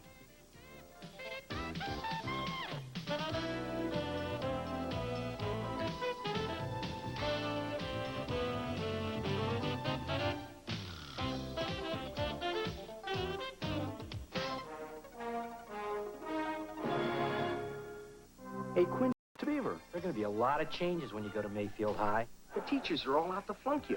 Because if they don't meet their quota, they don't get paid. I'm gonna miss you, buddy. Yeah, I'll miss you too. Excuse me, young lady.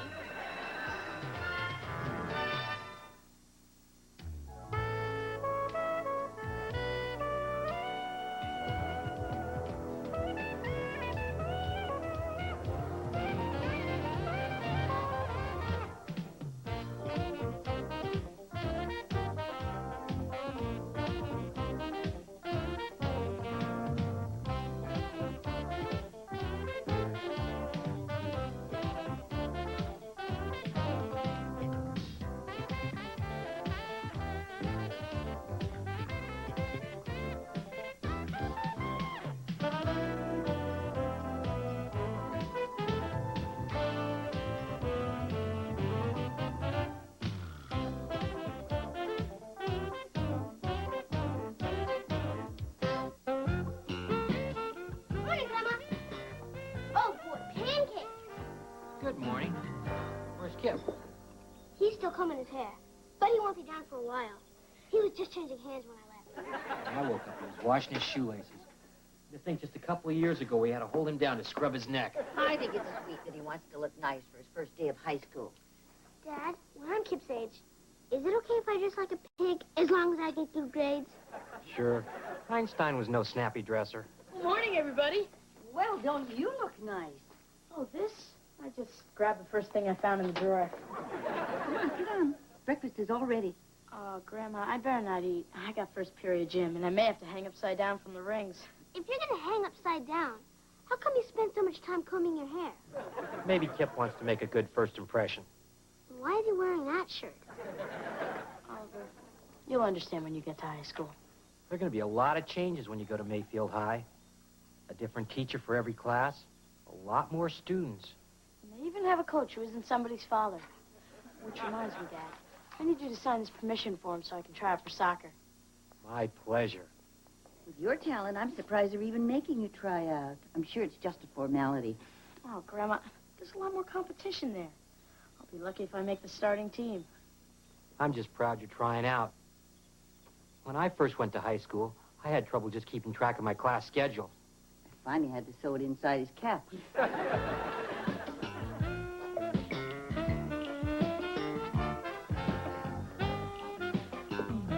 Mama, what's taking Dad so long up there? It's already 7:42. I can't be late. Now, honey, you have half an hour. It's only your first day of school, not the raid on Entebbe. You don't understand. If I'm there late, I'll have to sit next to Tammy Burns, the drooler. Oh, yes, I remember your birthday party. Honey, remember when I told you that I couldn't shave any faster? I was right. Mary Ellen, can I borrow your car keys? Am I blocking you? No, we're trading cars. Puppy's car was stolen again. I gotta pick up JJ. Well, honey, I can't drive your Corvette. Well, sure you can. I added your name to the insurance this year. Why? Do I look like I'm in any condition to drive a sports car? But the Corvette doesn't have a back seat. Where's JJ gonna sit? Tired of the hood. Just get me a school. Oh, Kelly, please. Can't you just switch cars with Beaver? The way he drives? Okay, Wally. No problem. Take my car. I'll hitchhike. Shouldn't take too long for an expectant woman to get a ride. Look, Mary Ellen, it's not my fault the vet only comes with 2 seats. Well, maybe it's time you got rid of that expensive toy and bought something more practical, huh? Forget it. I'll switch with Mom. At least she doesn't ride the clutch like Beaver does. Sitting next to the drooler won't be so bad. I'll just wear a raincoat every day.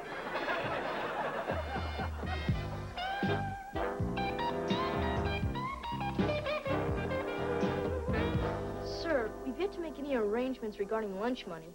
Don't worry, son. A client's taking me out. I'm relieved, sir. Freddie, when was the last time we had an earthquake around here? Well, I believe the last seismic tremor of any consequence struck in 1896. Yeah, then we don't need this beam. Must be Kip. Hey, Freddie, you ready to go? I got my class list, my gym clothes, and my comb. Well, I guess that's everything. Not quite. If memory serves me well, I wouldn't go into that building without some life insurance. What do you mean by that, Mr. Haskell? Kip, perhaps we should get there early so we can start memorizing the school song. Not a chance, Lance. You'll see. High school is a pits. Come on. It can't be that bad. It was the worst time of my life. And that's saying something. You see, the teachers are all out to flunk you. Because if they don't meet their quota, they don't get paid. And if the homework don't break you, just wait till the big kids start picking on you. And judging by the looks of you two, that shouldn't take too long. Sir, your sense of humor is refreshing as usual. And I'll remember this moment when the day begins to lag. You won't be laughing when you find out the girls won't even look at you. Take it from me, you'll be lucky if they spit on you. Oh, well, just remember, it only lasts 4 years. Now go make me proud.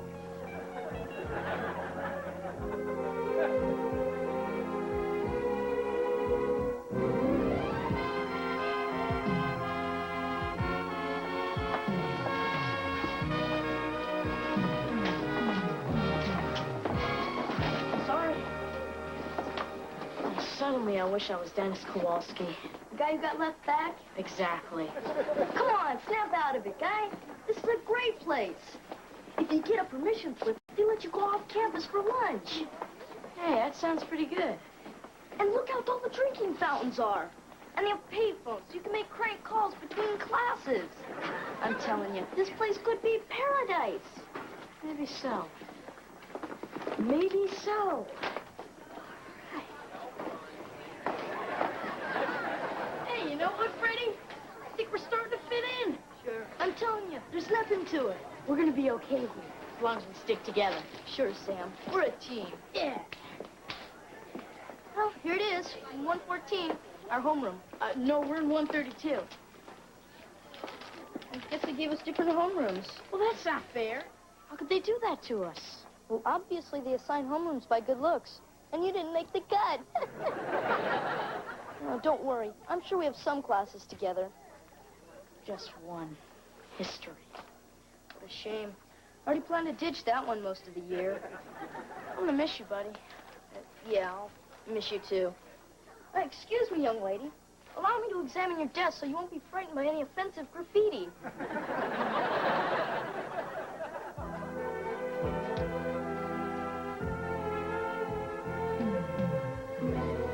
Lunch patrol.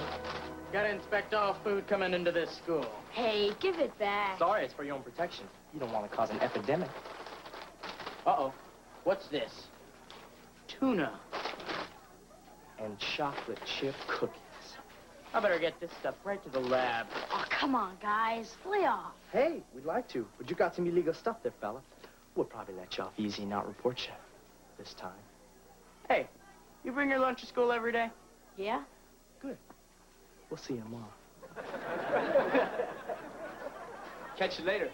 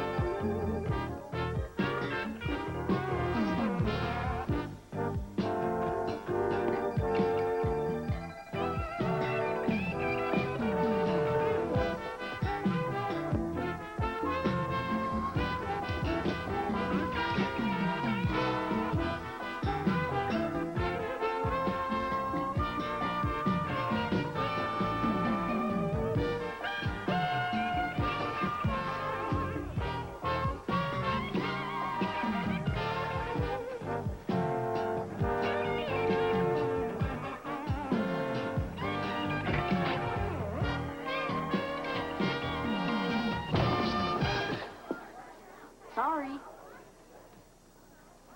Oh, Tracy, it's you. Hi, Kip. Am I glad to see your friendly face. I almost didn't recognize you. You've grown so much since June. Oh, yeah. I can see everything in back of the freezer now. Well, I got your letters from camp. Did you finally end up swimming across the lake? Well, I would have. But on my last day, I had to stop and rescue these guys in an overturned canoe. Oh, wow. Let's see, I got fourth period lunch. How about you? Yeah, me too. Maybe you and I could, tomorrow. Ah! Ronnie! Tracy, you look great. I haven't seen you since your brother's pool party. Yeah, that was some great party. My dad almost had to resign from the force. Come on. Let me give you a guided tour around our campus. Who's that guy? Oh, nobody.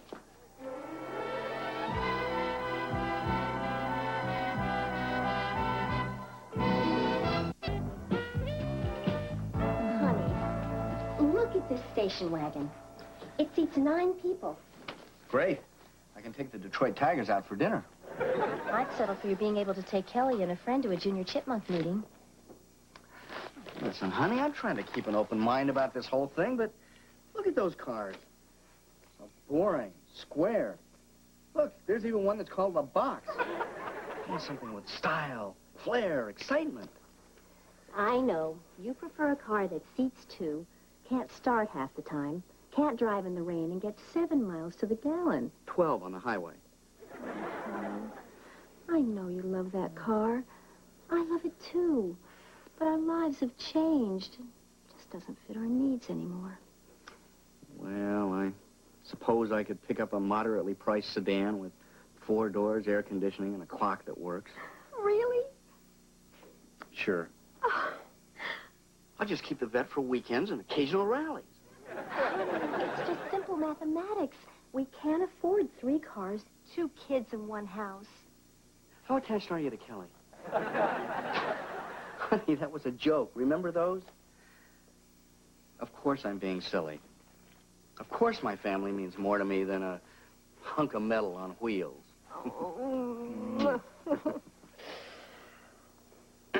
But maybe we should wait till next year's models come out.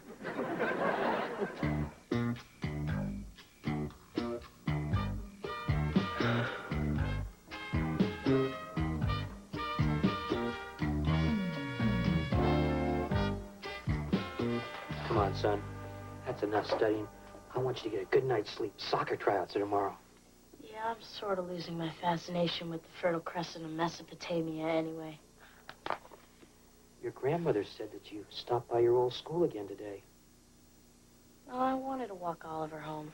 I think he's having a tough time without me around.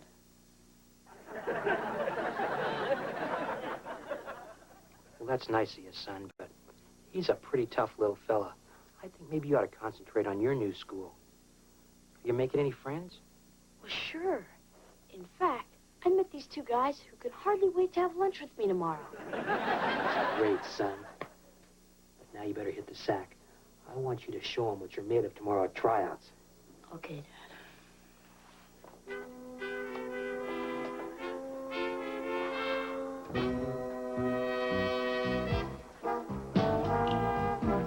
¿Qué pasa, Pele?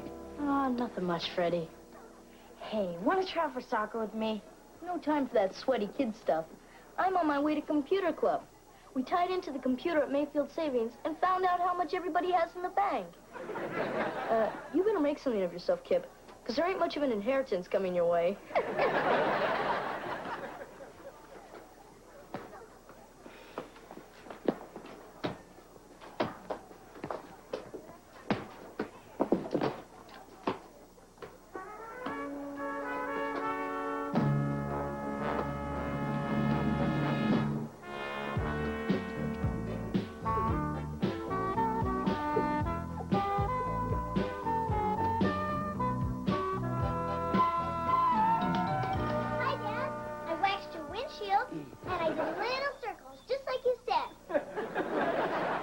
How did you reach the windshield?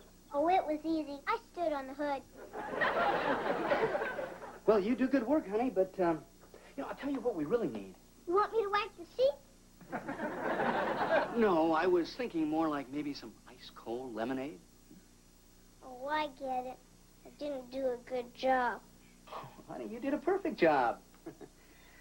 It's just that, I feel a little nervous about letting a perfect stranger test drive my car. Oh, I understand, Dad. I felt the same way the night JJ slept over and she borrowed my toothbrush.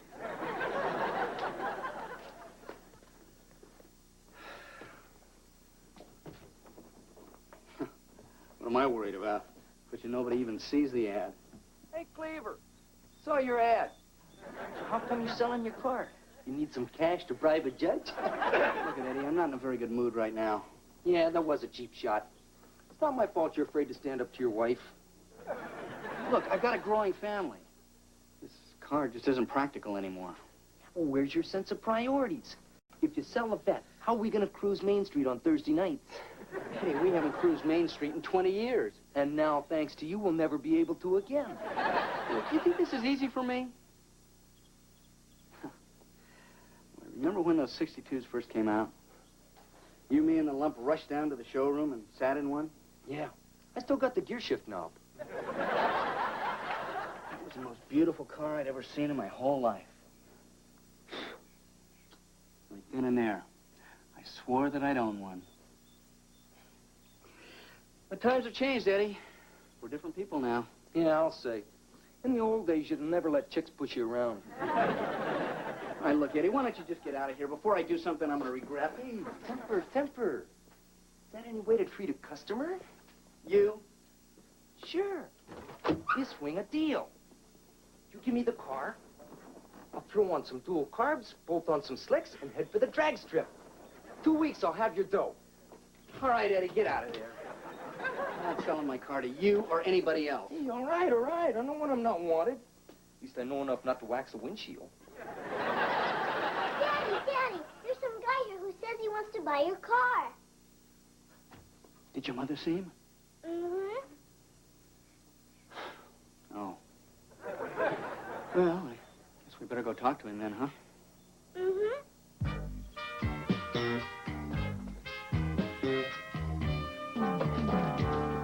There's a kid out there and he's serious.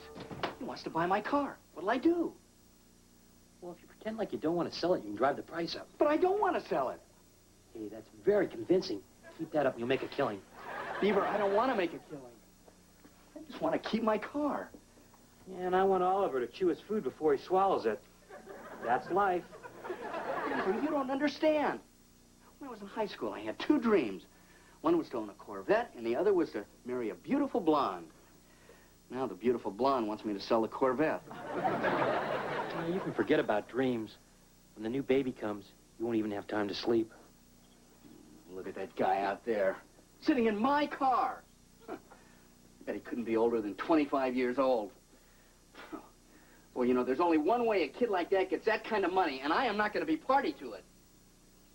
Wally, you and I are brothers, and we can say things in an honest and sensitive way that other people couldn't even express to one another. You're acting like a real baby. I am not. Or two. I am not. Okay, so I have a boyish quality. Isn't that what people like about Johnny Carson? As I remember, Mr. Carson has been married several times. Dad, Grandma, where do you see Kip? Kip! What happened? Kip, are you all right? What's the matter? It's nothing. I guess I was in such a hurry to get to soccer trounce. I tripped coming down the stairs. Pretty stupid, huh? No! Really stupid. Oh, go get a nice bag, will you? Okay. But promise to call me if he starts passing out. I'll be the first to know. Come on, let's get the weight off that ankle. Thanks. Let's sit down over here and get your leg up. Be careful with his foot now. I'm going to call Dr. Harris. No, I'll be okay in a couple of weeks. It just means I can't go out for soccer, that's all. We don't take any chances with things like this. Oh, Grandma, don't bother Dr. Harris. He's probably right in the middle of transplanting some livers or something. Kip, I know you don't like to go to the doctor, but if you don't get this checked, it might get worse. You might end up missing the whole season. But it's beginning to feel better already, really. Come on, Kip, you want it to heal properly, don't you? This is June Cleaver calling. Could I speak to Dr. Harris, please? Okay, fine. I made the whole thing up. See? My leg's fine. Dr. Harris? I was just calling to tell you how beautifully my wrist healed. Yes, I know it was 7 years ago, but I did want to thank you again. Bye. I suppose you have an explanation for this. Sorta. Well, son?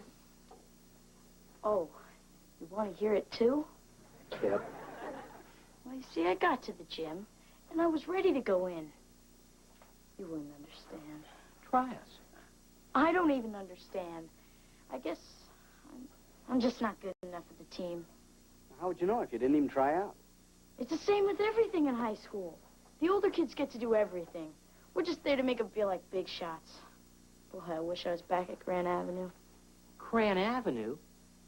First day you went there, I practically had to drag you into the classroom.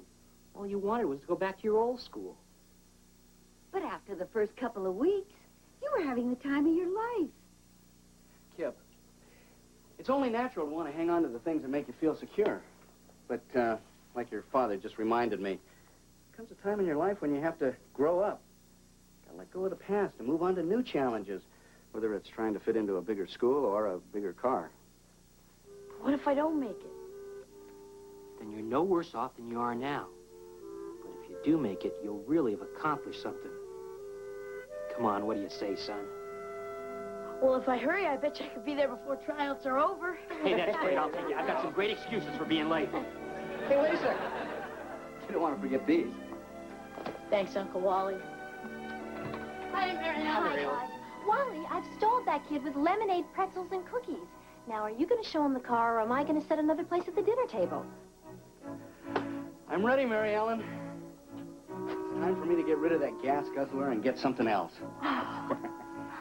So, what do you think's a fair asking price? 50, 60,000? Another joke, right?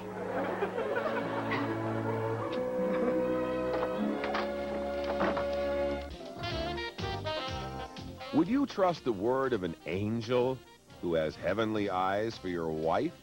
Cary Grant, David Niven, and Loretta Young star in The Bishop's Wife, Sunday at 2 on YTV at the Movies.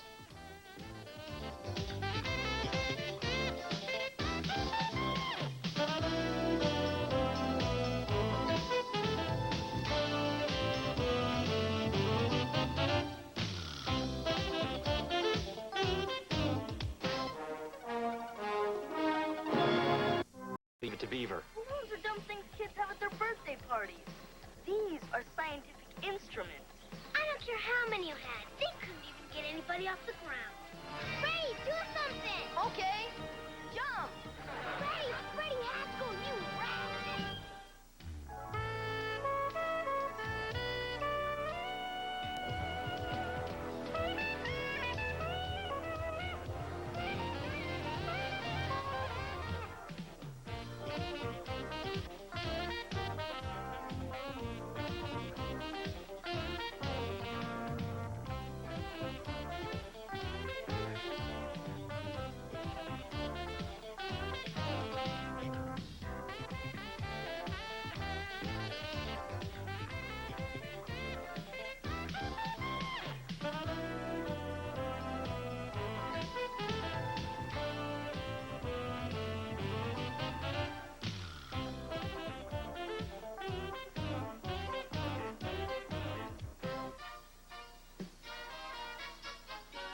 To Rodani Batu, care of Pen Pals International, United Nations Plaza, New York, New York. Dear Pen Pal Rodani, I'm glad you got the Frisbee I sent you for your birthday. I think it's really neat you taught your hippo to catch it in his teeth.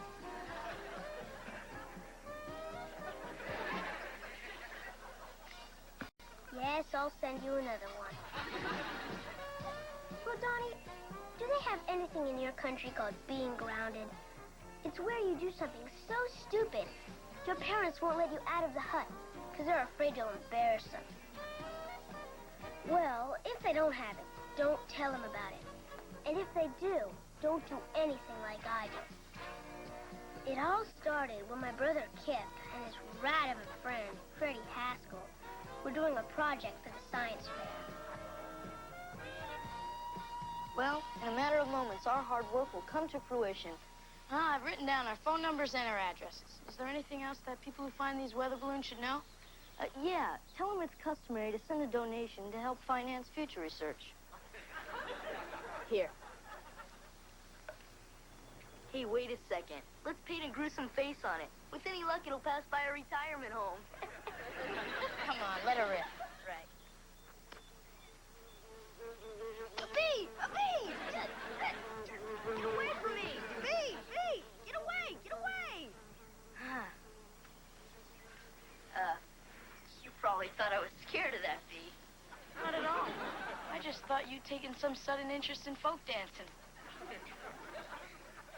Well, here goes.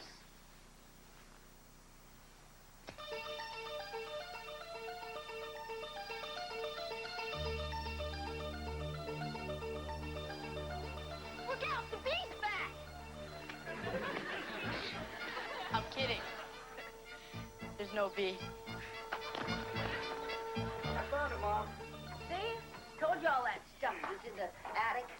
It was in the basement. Oh, well, I knew it was in some dark, dusty place. I still think you should hire a professional painter. Are you kidding those pirates? You know how much they want to paint one room? More than it costs to build it. Well, just be careful. Remember what happened when you painted that birdhouse? Yeah, I never thought a blue jay could knock over a ladder. Well, hi, Grandma. Oliver just showed up. I wanted to see if you were in a good mood. Why? You better see for yourself. Oh, don't touch him, honey. Remember those plants in your neighborhood that eat people? Well, we got something worse called poison ivy. You get to live, but it ain't worth it. It itches, it itches. Well, it wouldn't itch if you hadn't gone to Milligan's Ravine. I didn't go to the ravine. We went to a 3D movie. It was an adventure story, and the hero fell into a forest with poison ivy. The 3D was so realistic that it jumped out at us, and we all got poison ivy. I have a good imagination. Mm-hmm. See that? Told you. Oliver. What happened? Well, Tell your father the truth. even the stupid parts. Especially. Well, you see, Duffy and I sort of went down to Milligan's Ravine to look for arrowheads.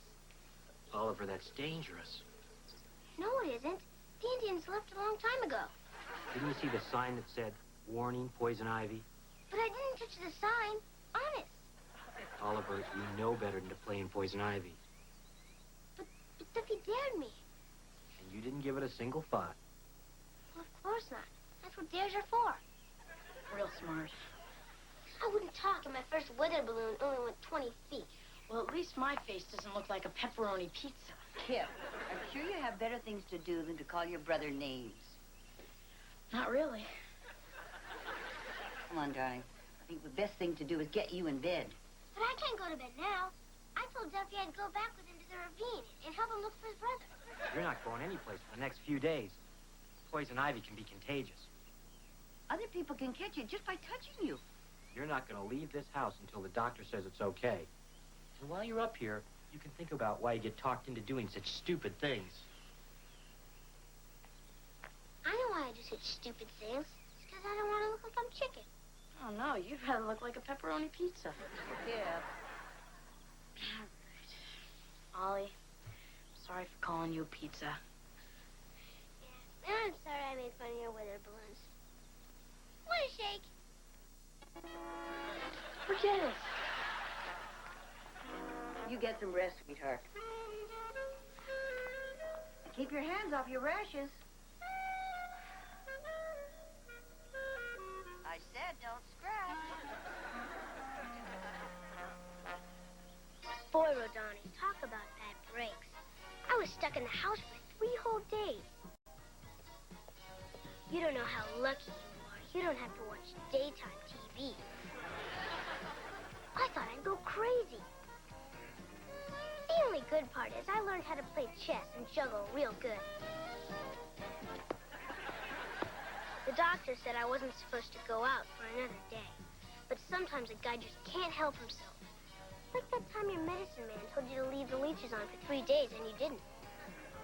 You get to go pick up the pizza. I'll be right back. Stay out of the house. Huh, Freddie?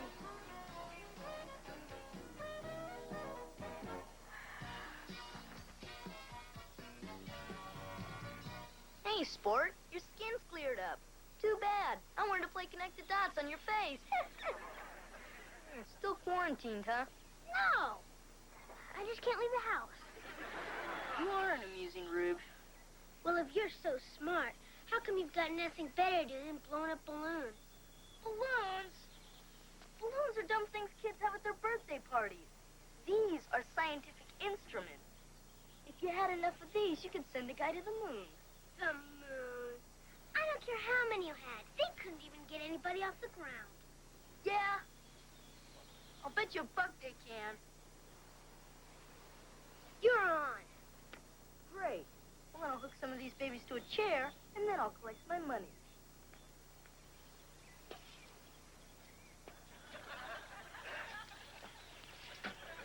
So how's the moon, huh, Freddie? I told you couldn't lift anybody. Hey, I weigh a good 20 handsome pounds more than you. Come on, hop on. No way. Well, then you owe me $1. How come? Because you and I both know these balloons will lift you. Would not. Well, then you have nothing to be scared of. I already ain't scared of nothing. Then sit in a chair. I dare you. Forget it. I double dare you. Chicken, chicken. You're a chicken. All right, I'll show you who's chicken.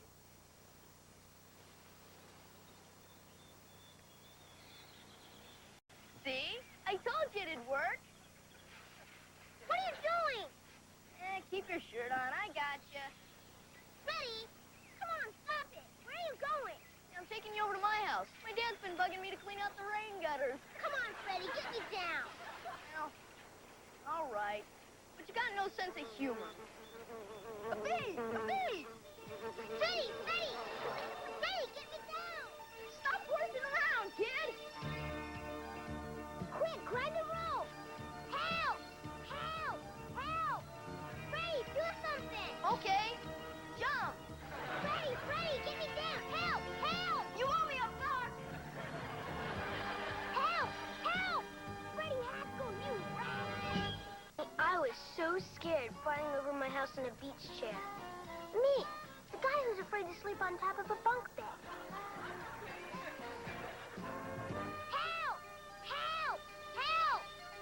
Help! Kelly! Kelly! I can't talk right now, Oliver. I've got to clean up my room before my mom... Oliver, you get down from there. I can't. Quick, throw me a rope or something.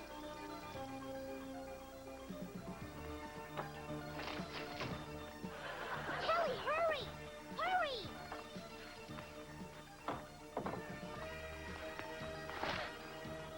Here, catch! You're supposed to hold on from the other end!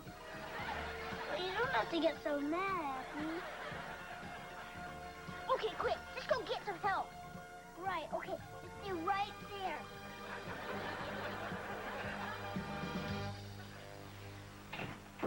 Oh, Mr. Beaver, I apologize for this intrusion, but our science project has taken a nasty turn.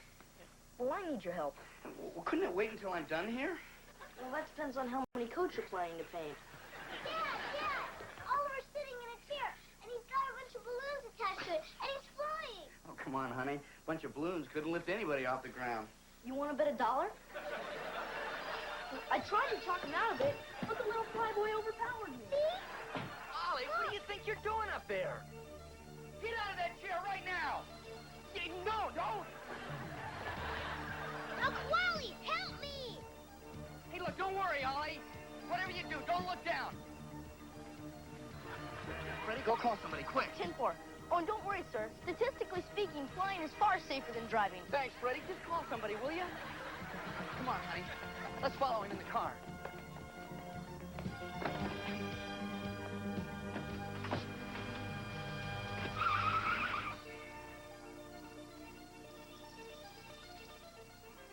I was so nervous. I swore if I ever got down, I'd never let nobody talk me into doing nothing. Never, ever again. If I lived.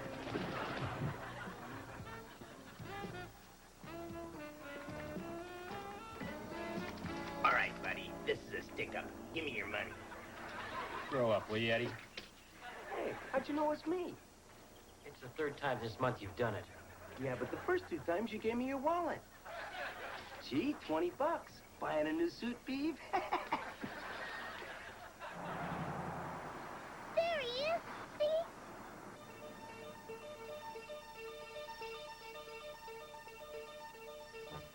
After a while, I started making up games to keep myself from being so scared. Lieutenant Cleaver to Captain Kirk. Klingon ship spotted on sensor screen. Locked photon torpedoes on target.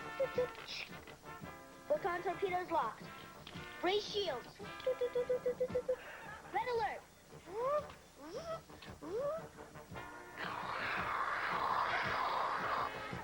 Captain, we're under attack. I'm losing your signals. Fire both banks at my command. Fire 1. Fire 2. Help! Help! Eddie, I didn't know you banged here. I don't. My wife does. Yeah, it took me a while, but I finally found out where she hides the card. So what do you say, Beef? We'll go to the arcade, play a little air hockey. Good game for you. You don't have to move around much. Well, thanks for the lovely invitation, Eddie. But I'm on my way to Miss Tarr's retirement ceremony. Want to come? Nah, I'm not going anywhere near that place. I still haven't taken my final. Hey, will you look at that? Some snail brain thinks he's a flying nun. That's Oliver. I was right. Hi, Dad. Come on, Beef, hop in my truck. You drive like an old lady. Bye, Dad. See you at dinner. I hope.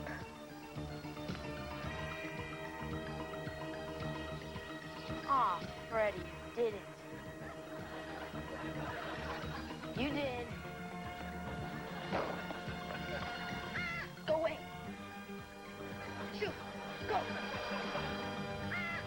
Ever since that day in 1942, when Miss Tarr started teaching her first typing class, she made accomplished typists out of 6,400 and 28 students who would otherwise have gone through life as hunters and peckers. Miss Carr, we thank you with a capital T. Oh, Councilwoman Cleaver, this is a great honor. Why, in all my years of teaching, I never expected to see a boy flying in a lawn chair. That's my grandson.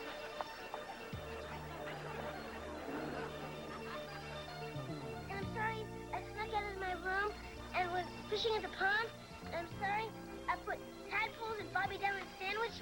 And I'll never drink out of the milk carton again. And I promise anything else you want me to promise.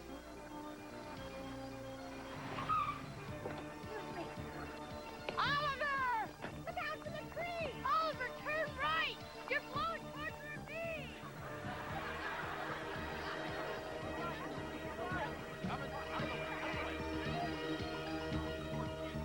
Help's on the way.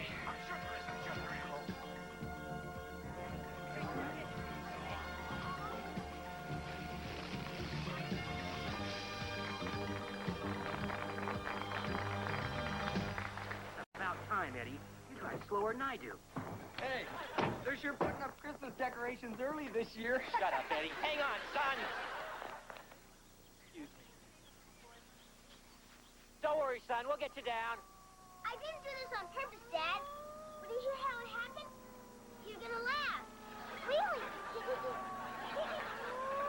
Like father, like son.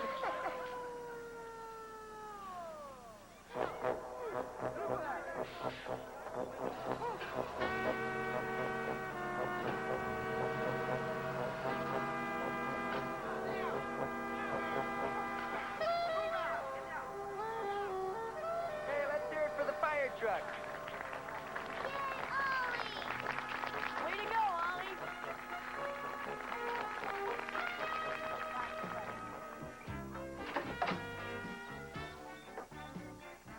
Oliver, what are you doing under there? I figured if I went to sleep, when I woke up, I would have dreamt all this. Go ahead, Dad. Let her rip. I'm not going to yell at you. Gee, thanks. No, but we are going to have a long conversation about how you keep letting people talk you into things that you know are wrong. I'd rather get yelled at. Well, afraid you're out of luck. But, Dad, aren't you supposed to do stupid things when you're a kid so you don't do them when you're grown up? Sure. Stupid things like forgetting to clean your room or maybe eating too much candy before you go to bed or tying a girl's ponytail to the back of her chair. Yeah, that's a good one. I'll have to try that sometime. But not stupid things where you can get hurt. You know, you really gave us quite a scare. But, Dad, he double dared me. Oliver, that's no excuse. I thought you might be hungry. Oh, thanks, Mom. It's for Oliver. Oh, right. Oliver. Oh, Oliver.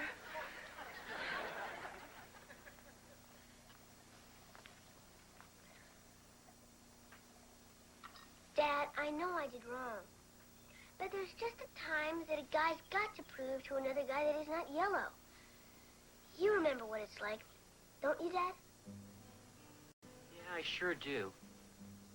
But I also remember something that my father used to tell me when I got in those kind of jams. He used to say, as you go through life, don't try to prove yourself, try to improve yourself. Wow. What's that mean? Well, it means if you work hard and always try to be the best person that you can be, that other people will know it, and they'll never ask you to prove it. I think I understand now. Well, that's good, Oliver, but I'm afraid I'm still going to have to ground you for 2 weeks. Yes, sir.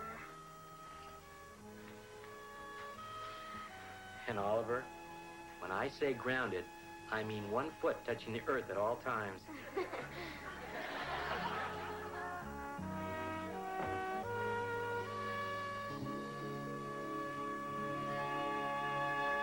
In your own home, than flying over some Russian missile base. But real soon, your Kumbata Kamala, Oliver Cleaver, USA. Oh, it's you. Ah, good afternoon, Beavers. Well, I can fully understand you're not receiving us with the fanfare that our visit normally warrants. But I think what Frederick has to say will ease the tension between our clans. All right, son, spit it out. Oliver, I'm sorry for what I did. It was real dangerous, and I shouldn't have taken advantage of your stupendous innocence. Well, I guess I accept your apology. As long as you promise never to do it again. Well, I can't promise, but the odds are astronomical against the same set of circumstances ever arising a second time. Better take it, son. It's more than you usually get from a Haskell. Okay. But I'm not never gonna listen to you again. No matter how much I want to. You see, son, that wasn't so hard. And just to demonstrate my sincerity, you don't have to pay the dollar you bet me. Son, you mean to tell me you had $1 riding on this? Yes, sir. Haven't I taught you anything at all? When you have a sure thing, you bet the limit. Bye. Now start walking. I don't even want you to suck.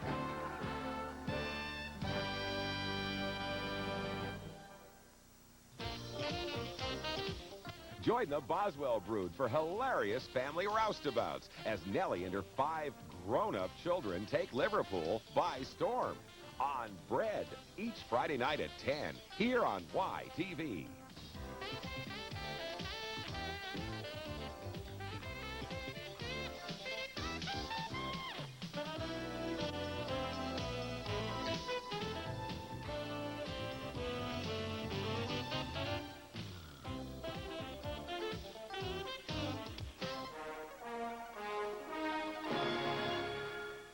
Hey, Beaver. Beaver is going out with Violet Rutherford? Oh, Teddy. Beaver is my partner and my friend, and I am not going to stand here and watch you boss him around. What are you going to do about it, Lumpy? Go play golf.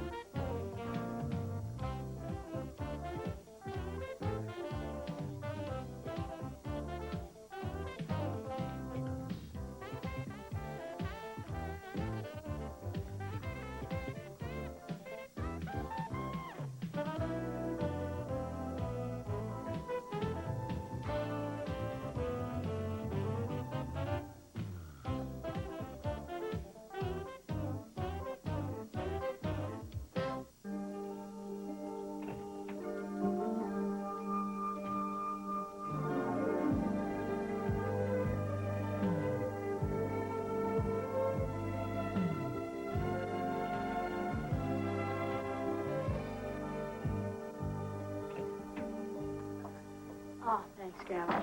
How is it that in the middle of a drought, the newsboy delivers us a wet paper? Well, that's because he lets his dog carry it in his mouth.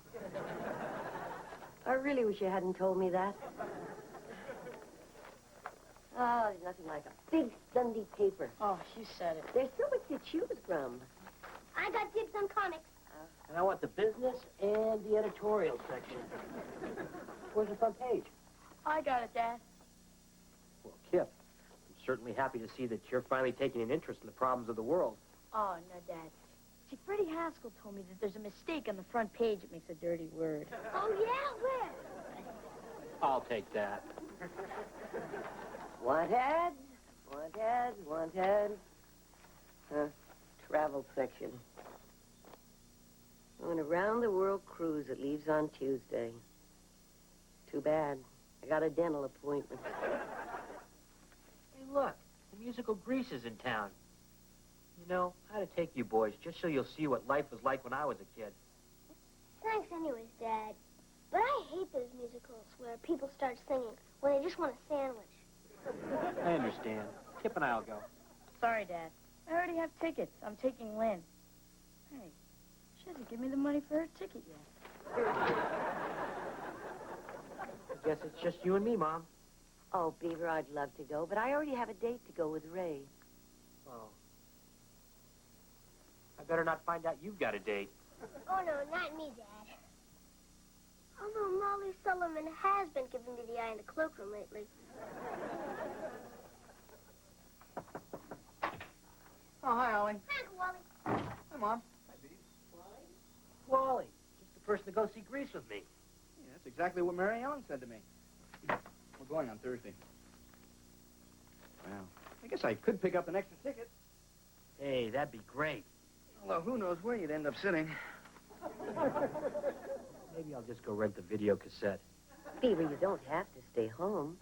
You could get a date. Mom, are we going to start that again? I'm a single father, and I'm starting my own business.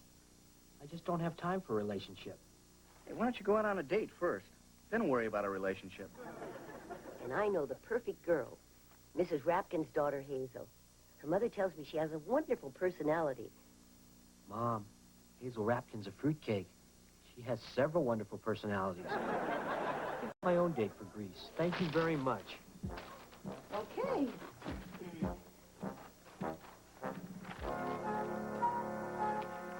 Hey, Mom. Does this say what I think it says? My goodness. Oh, Mr. Beaver, I've got a workman putting a refrigerator in the office across the hall. Is there anything you need? Oh, well, I'd like a refrigerator, too. Fine. They're only about $700.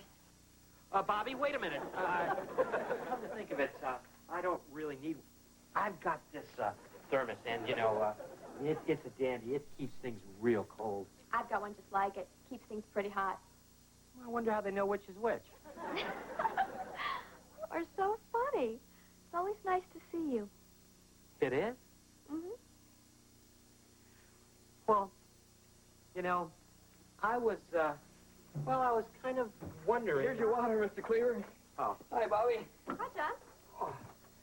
Oh, you know, somebody gave me 2 tickets to see Grease tonight. You want to go? Sure, John. I'll pick you up at 7. Make it 6. I'll fix your dinner. All right. Now, what were you wondering? Oh. Well, next month, the first falls on a Sunday. Do you want the rent on Friday or Monday? It doesn't matter. I'm easy. Bye.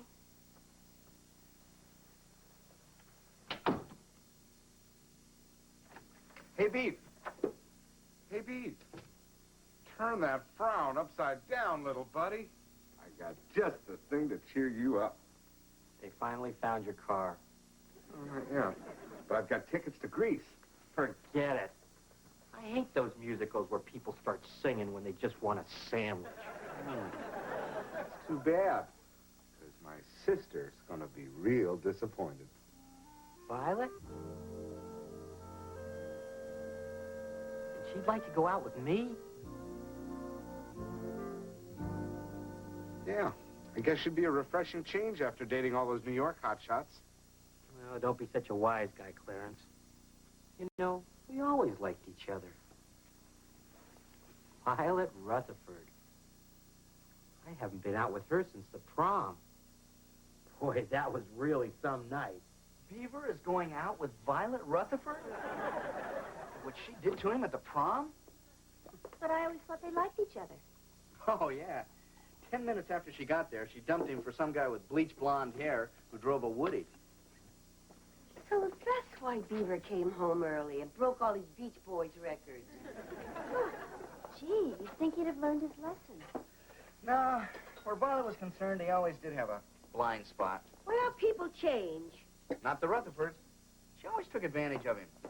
You know, when they used to go ice skating, she would make him go out on the pond and jump up and down first. Well, she may not be the perfect match for Beaver, but it'll be good for him to go out on a date. Wouldn't kill him to do a little ice skating, either. Hi, everybody. Hi. Violet and Letitia are in the car. You ready? Oh, I'll get my purse. All right. How do I look, Clarence? Too late to do anything about it now. You look fine, Teddy. I couldn't wait. Oh, Violet. Oh, Teddy. Violet, you remember Mary Ellen, don't you? Of course. You were always the cutest couple in school. Third honk. If we don't leave right now, she's going to drive away, just like she did after our wedding. You really have a lovely place here. Oh, thank you. It just proves that if you have a little imagination, you don't need a lot of money.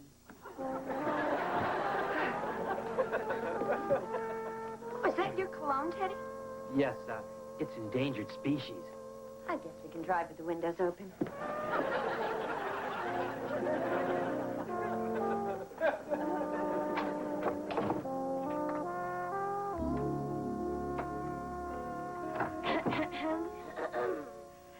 And where have you been, young man? Yeah, we have school tomorrow. Do you expect us to wait up till all hours of the night? I guess I lost track of the time. Well, you could have called, you know. How'd it go? Terrific. Great. Way to go, Dad. See you tomorrow. Good night, boys. Good night. Beaver, I didn't hear you come in. Got my own key now, Mom. Oh, well, don't mind me. I was just making some tea. Oh, well, then I guess you don't want to report. Let's not jump to conclusions. She's really something, Mom. She's the one that I love.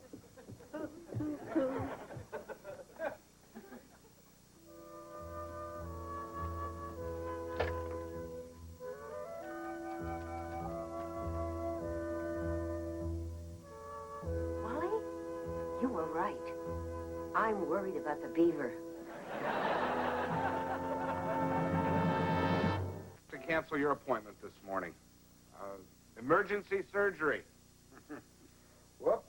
Here comes the anesthesiologist now. Wish me luck. Hi, Clarence. Any calls? Yeah, Indiana Jones, he wants his suit back. I'll have you know your sister picked this out. She has a wonderful eye for fashion. You should take some of her advice. Oh, I can't. You're already taking all of it. Knock, knock, knock. Violet, what a lovely surprise. Well, we've been going out for 3 weeks. I thought it was time I saw the inside of this place. Just as I thought. What are you doing? I'm measuring for new draperies, of course. What new draperies? Oh, well, it's hardly my decision. It is your office. You make the choice. Executive stripes or dusty rose. You know, Clarence, we're a young company, and image is very important. I think new draperies would be great. You have such a level head on your shoulders, Teddy. I don't see why we need new draperies. Oh, would you be kind enough to get me some coffee?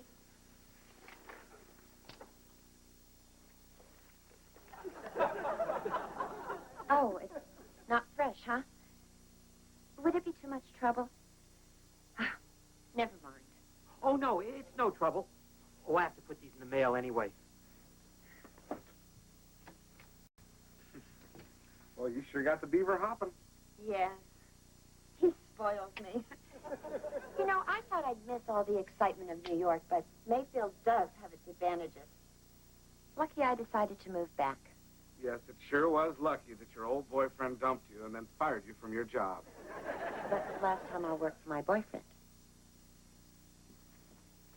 Although, you don't seem to mind having your boyfriend work for you. Oh, Teddy just likes to do little things for me. Oh, he's so sweet. Besides, he needs me. Did you see the way he used to dress? Yeah. He looked fine. Now he looks like a hairdresser. Violet, Beaver is my partner and my friend. And I am not going to stand here and watch you boss him around. What are you going to do about it, Lumpy? I'm going to go play golf.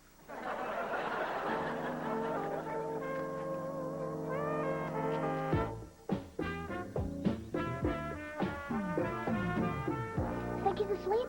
Yeah, he's too old to be faking. I hate to wake him. This is pretty important. I know. I'll go home and call here and let it ring until he picks it up. It won't work. I unplugged the phone. Well, in that case, I'll go outside and ring the door. Oh, hi, Wally. Did you have a nice nap? We didn't wake you, did we? Don't worry. As people get older, they require less sleep. So, what's the big emergency, guys? Well, we don't mean to be disrespectful or anything, but it's about our dad, Violet Rutherford. See, well, He's turning into the kind of guy that we don't let sit at our lunch table. it's really getting serious. He's bringing her over for dinner tonight. Oh, that is serious. Look, guys, your dad's old enough to make his own choices. After all, he doesn't tell you who to be friends with. You do. You won't let me play with Michelle. The amateur barber? She did get rid of my split ends. You gotta help us, Uncle Wally, and fast. She's really getting her hooks into Dad. The next thing you know, she'll be horning in on her trip to Shadow Lake. Now, wait a second, fellas. This is your dad's business, and you have no right interfering. The only advice I can give you is to be on your very best behavior tonight. All right. Kelly, if you need me, I'll be out in the hammock.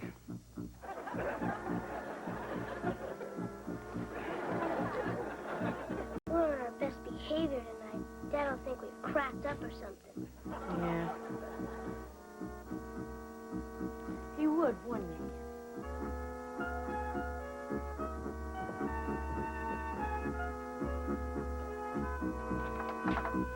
Hi, Teddy. Violet, you look divine. Oh, Teddy, you're so observant. Mom, look who's here. Violet. Oh, Mrs. Cleaver. You look exactly the same as when I last saw you. Oh, that's sweet. It's obvious you're not a slave to fashion. Appetizer? Oh, no, thank you. Teddy and I are trying to avoid heavily salted foods. Oh, yeah, Mom. Salt's one of the leading causes of high blood pressure. I know another one. Aren't the boys joining us? We sure are, Miss Rutherford. I'm so sorry we weren't here to greet you, Miss Rutherford. What a lovely outfit. Didn't I see it in Vogue magazine? Why, Teddy, what lovely manners your boys have after all. Quite the change from the restaurant the other day when they had straws in their noses. Please excuse that lapse. Too much sugar in our diet brings out the worst in us. Appetizers, boys? No thanks, Grandma. We're trying to watch our salt intake. I really don't use that much salt.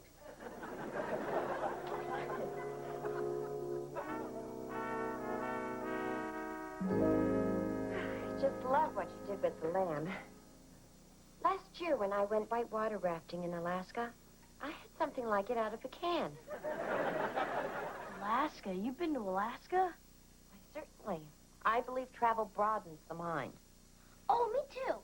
That's why we're going to Shadow Lake. To fatten our brains. Shadow Lake? We used to go there. Oh, it's great. Boating and fishing and... Frogs. Oh, I like frogs. But only as an appetizer. Never as a main course. You know, Teddy, you really should be using the boys' vacation time for a more educational experience. But we always go to Shadow Lake. It's kind of a family tradition. You could skip a year. It wouldn't make any difference to the frogs. Oh, I know a trip the boys would love. A tour of Southern Authors' Homes. Southern Authors' Homes? It's like Faulkner, Fitzgerald, Tennessee Williams. Oh, Dad, can we? I've never been to Tennessee before. Sounds great to me, Dad.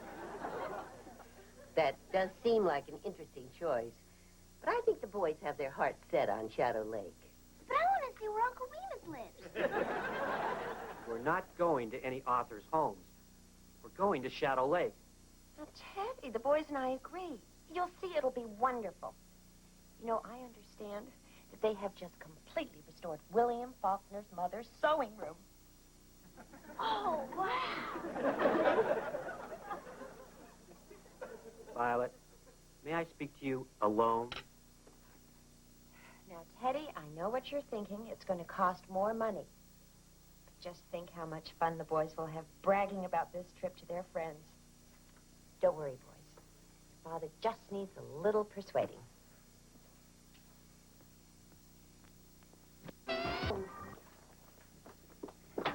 Boy, the way your mother cooks, she must have stock in the salt mine. Violet, I didn't come out here to discuss my mother's cooking. Let's get one thing straight. Where I take my family on our vacation should be my decision. I agree. And as time goes by, you can make all the decisions when I feel I can trust you. Don't get aggressive with me, Violet Rutherford. I'm sick of you telling me where I can go, what I should eat, what I should wear. Don't exaggerate. I'd never have you wear those shoes with that outfit. Why did you ever go out with me if I didn't measure up to your standards? It's a good question. But I see so much potential in you. I mean, if you don't appreciate my helpful suggestions, why do you go out with me? Well, I guess it's because you're so convenient. Well, I mean, I wanted a date. I was a little shy in that department. All of a sudden, you moved back in, and I had a built-in relationship. Is that what I am? Convenient? A built-in relationship? Nothing more than a Friday night TV dinner? Don't get huffy. I know why you came back. And you've been using me as much as I've been using you. More. You know, after you moved away, I often wondered what it'd be like to see you again. How we'd feel about one another. It was nice. For a while. Yes, it was. Thank your mother for dinner. I will. Goodbye, Teddy. It's too bad we're just not cut out for one another.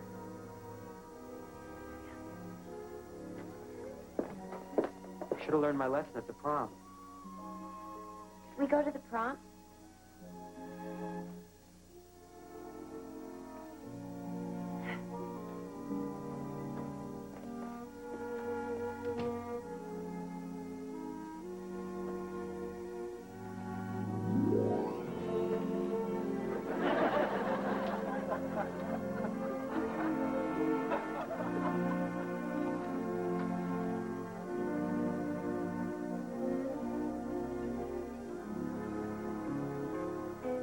Violet remembered a previous engagement. Hopefully it's not opening a charm school. I, for one, can't wait to see her again. She won't be back. Shadow Lake, here we come. I guess you guys are trying to prove a point, huh? What makes you think that, Dad? Oh, little things. Like your sudden interest in the literature of the South. Beaver, I hope you're not too upset about how things turned out. Actually, a lot of good came out of this. I got my feet back in the dating pool, and Violet did help me with one other thing, too. What's that, Dad? I have a much better wardrobe now. Just have the salt.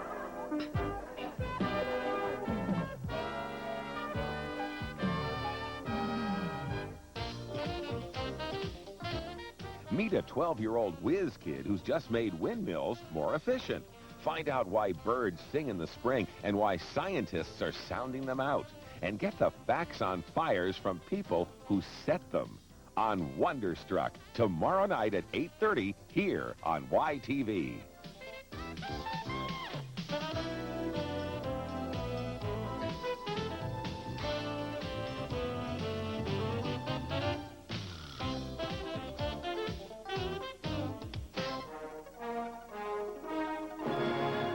A quintet on the new Leave It to Beaver. When I count 3, I want all you brave Apaches to jump in the water.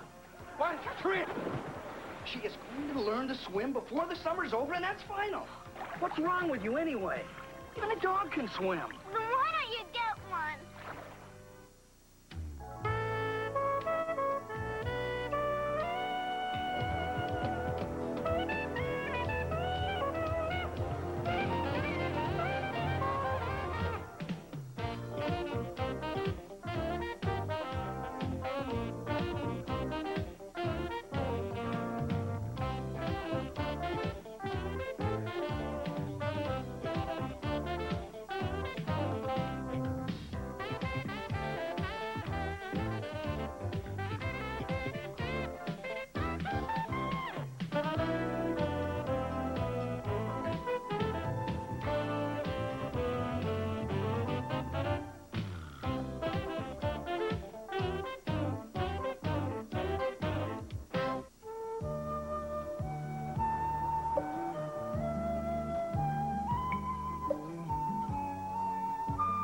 hard.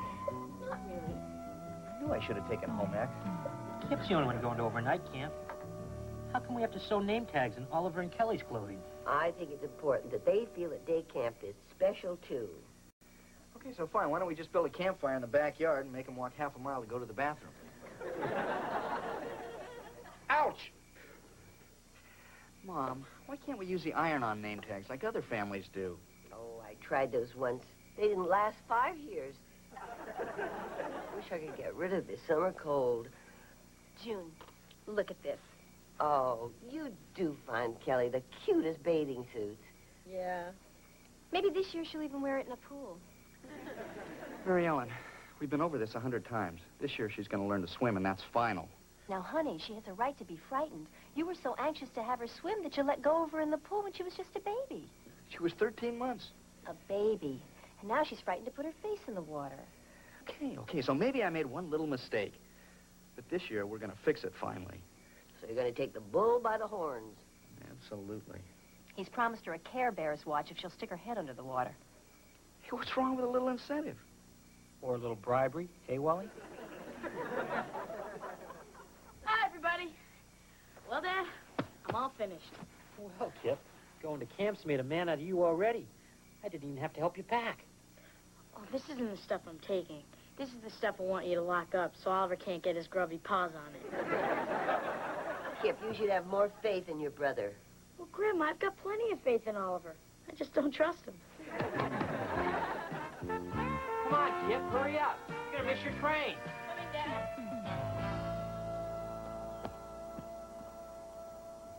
Oh, I thought I'd bring my own pillow, just in case they don't have the fluffy kind. Good idea. You know, they probably stuffed theirs with pine needles. I'm really going to miss you, son. I miss you too, Dad. But don't expect me to say that when I call home, because there may be another kid standing nearby. Oh, I understand. I wouldn't want any of your bunkmates to think you actually missed your family. Thanks, Dad. Pass these out in a couple of days, will you? What are they? The letters from camp. Since Grandma gave me the pre-addressed envelopes, I figured I'd go ahead and write the letters. I can't stand the suspense. Are you having a good time? Yeah, I'm having a great time. Food's not so hot, though. Nice try, but you write us when you get there. Come on, let's go. You're going to be late. Bye, Kip. Have a good time. Yeah, I'm gonna miss you. I'm gonna miss you, too. You'll be okay. Yeah. All right, now, you guys wait right there for your bus. Yeah. Don't come back with a beer. Looks like it's just you and me this summer. Yeah. Day camp's gonna be great this year. As long as they don't pour too much chloroform into the pool. Yeah, you might be right. They did fire that guy who made us pinstripe his car for arts and crafts. This summer, I'm gonna swim all the way across the pool, underwater, and only breathe through my nose. I hope the new crafts guy will let us read lanterns, and I'll give everyone new keychains for Christmas presents. Kelly, I was scared to swim in first, too, but now I really love it. You can go underwater and scream all you want to, and no one will even yell at you or nothing. So, I can do that around the house whenever Mom and Dad play the James Brown record. Come on, Coach Andy's a real good teacher. Well, I don't know. Come on, Kelly. I'll help you. This is real important. You'll probably fall out of an airplane into the middle of the ocean someday.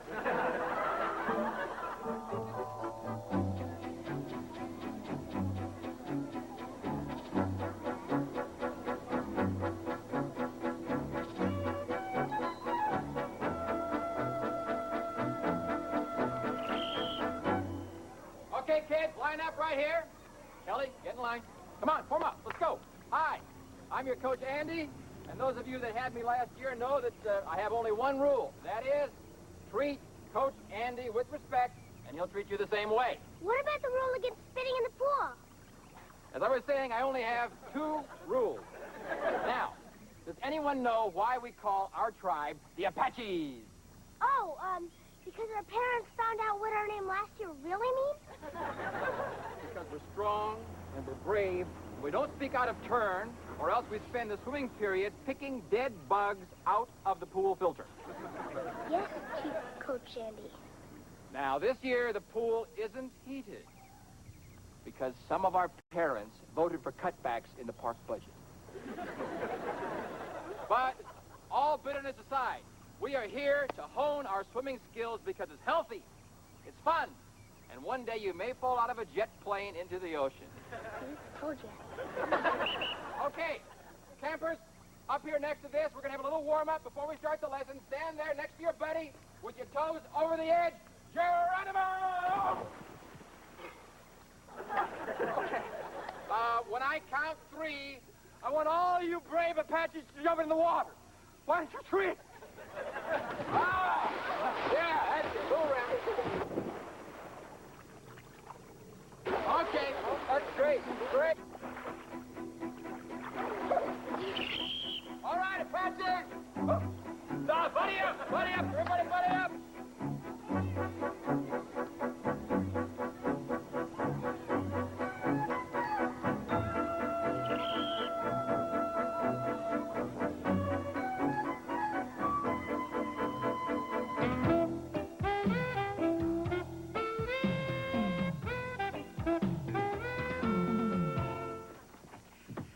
Okay, honey, I want you to tell me everything you learned today.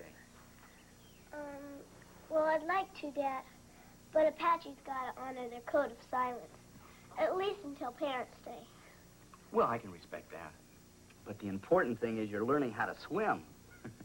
And, I want to give you that watch I promised you.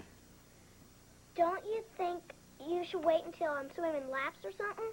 No, I said I would give it to you as soon as you put your head underwater. A deal is a deal. Thanks, Dad. Mom. I'll go upstairs now.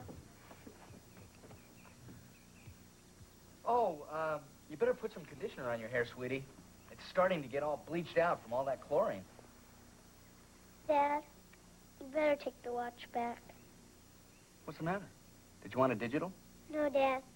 I don't deserve it because I haven't been swimming. I've just been dunking my suit before I come home.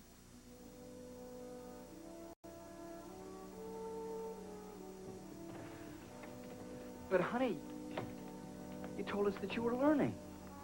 Well, I watched the other kids. That's sort of learning.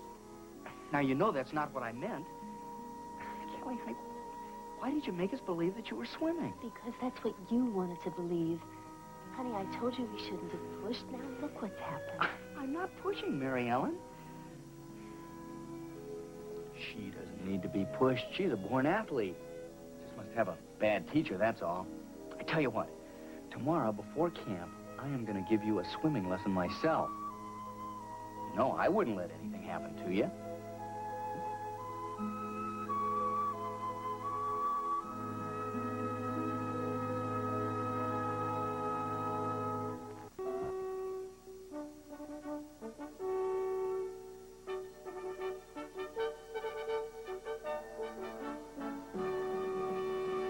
Hi, Dad. Well, how about that? They still have the trophy for the 100-meter freestyle. See, there's my name. That's nice. But by the end of summer, you're going to want to take one of these home with you. Maybe we should take one home now, Dad. No one's looking. Listen, honey, when we get in the water, I want you to remember 2 things. 1, I'll never let you go. And 2, people don't sink. They float. Well, if I remember the first, I won't have to worry about the second. Good point. Well,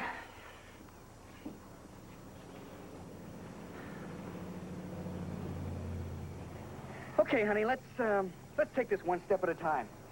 First, we'll just get used to the water, okay? Oh, this really is cold. No, I'm sorry I voted for those budget cuts. Well, when I was on the college swim team, we used to swim when it was 30 degrees outside. Didn't you have an indoor pool? Yeah, well, sometimes they forgot to shut the door. Okay, everybody into the pool. Hold me. Danny, okay, I've got you. There. That wasn't so bad, was it? No, let's go out now. Now, wait a second. Not yet, honey. You're about to learn the secret of swimming. Here we go. Just lay out flat like that. Yeah, that's a girl. Well, you're almost halfway there. aren't I? Yeah. Here you go. Let's try it like this. Hey, this is fun, isn't it? Yeah, it's even better than making lanyards.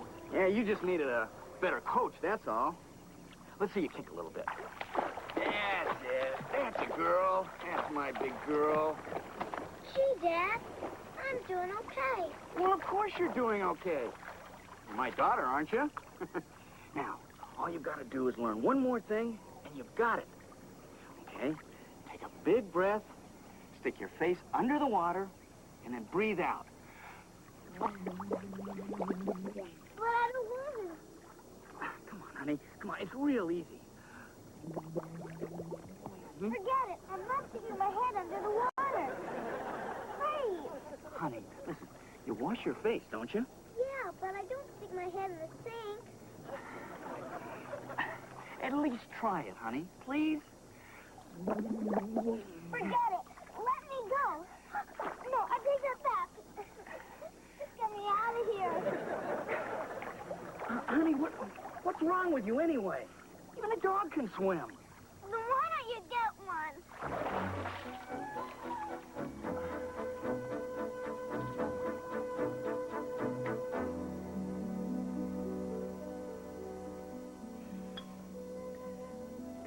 Kelly, honey, would you please pass the whipped cream? Thanks.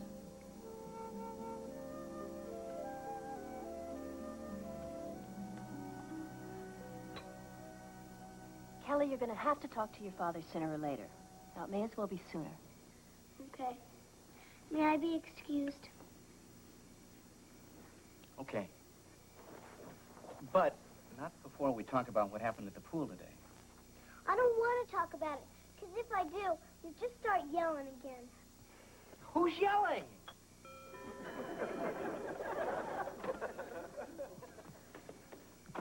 What is it? Hi, Wally. Hi, Mary Ellen. Well, Richard and I were just in the neighborhood, and we thought we'd drop by. Well, of course you were in the neighborhood, Beaver. You live next door. Hey, Wally, that's great. I always encourage my patients to use humor to relieve tension. Since when am I a patient, Dr. Rickover?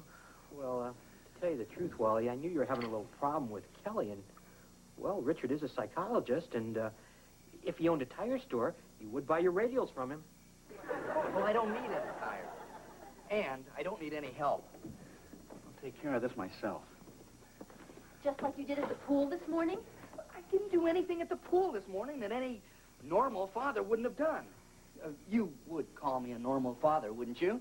Normal's a relative term, Wally, and I'd hesitate to use it on someone who wasn't my patient. A normal father wouldn't have tried to make his daughter swim after she said stop. You're right. I should have started before she could say stop. That's the whole problem. I waited too long. Well, maybe I should just deliver our next child underwater. That'll give him a head start. Hey, great. That's okay with me. Oh, fine. Shouldn't you be taking notes? Nah, I got the ball, Beav. Let him run with it. Mary Ellen, I am not going to let you baby her any longer. She is going to learn to swim before the summer's over, and that's final. End of discussion. Now. Say, Wally, why is it so important that Kelly learn how to swim? Yeah, you planning on buying a houseboat or something? I can't believe you guys. What idiot doesn't know how to swim? I don't. Well, that's different. You don't have an athletic background like I do. Oh, well, how come I beat your high school record in the long jump? You must have had a massive tailwind. Why don't we go over to the track and settle this thing right now? You wait right here. I'm going to go get my track shoes. I'll get the tape measure. Ollie, look at you. You're one of the most sensible guys I know, but you're ready to go out and defend a 20-year-old track record. You're darn right. What's wrong with that? You're a grown man. You've already lived that part of your life. You can't live it again through your daughter. I'm not. Well, I'm afraid you are. You're putting her under so much pressure, she's afraid she's never going to live up to your expectations. Well, so what do you want me to do? Go up there and tell her I don't care if she ever learns how to swim? Well, that might be a start. At least then she can get a handle on what she's really afraid of. Well, but whatever you decide, you two guys have done a pretty good job so far. Heck, you haven't messed her up half as much as most of the kids I see. I'll take that as a compliment. My pleasure. Come on, Beav. Let's go shoot some hoops. Hey, that'd be great. But first, I want you to read Kip's letters from camp and tell me if he's really having a good time. Boy, the nerve of that guy coming into my house and saying those things. Oh, come on, honey. You've got to admit, Richard made some valid points. Hey, whose side are you on, anyway? I'm not on anybody's side. I just don't think you're being honest with yourself. Now, there must have been something you've been afraid of.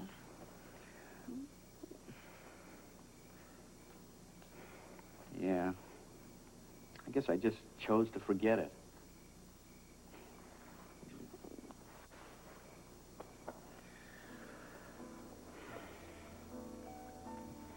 Where are you going? Upstairs. To tell Kelly what everybody else seems to know. I haven't been the most understanding father in the world. You didn't have to rub it in about my long jump record.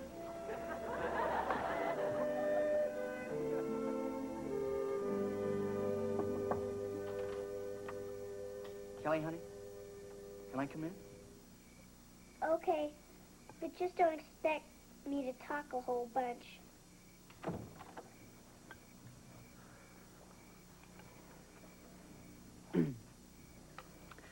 Mind if I join you?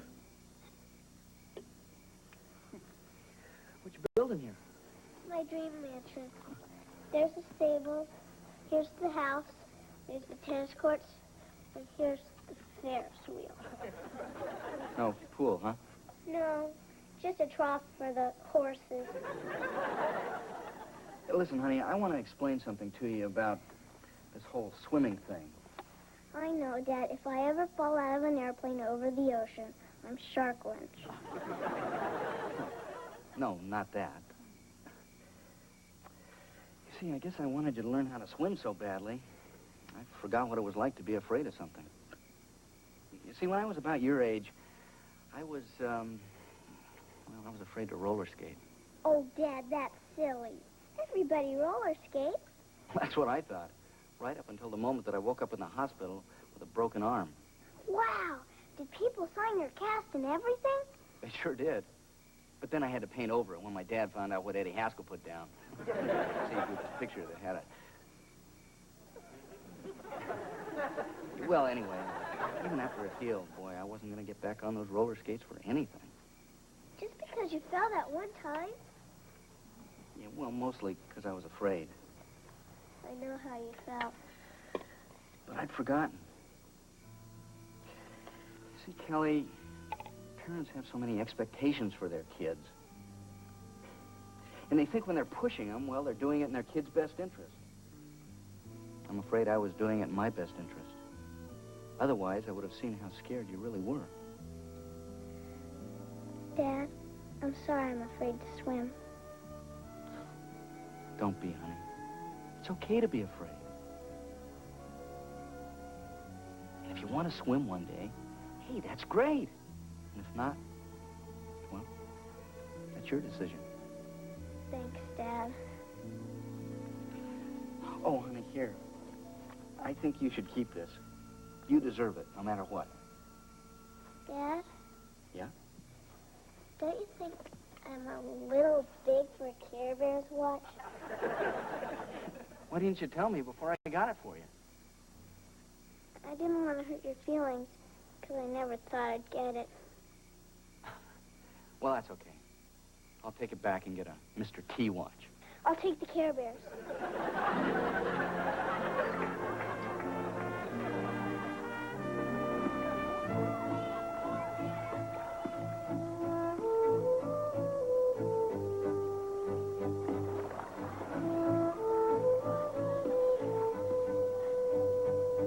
Okay, here we go. Come on, kick.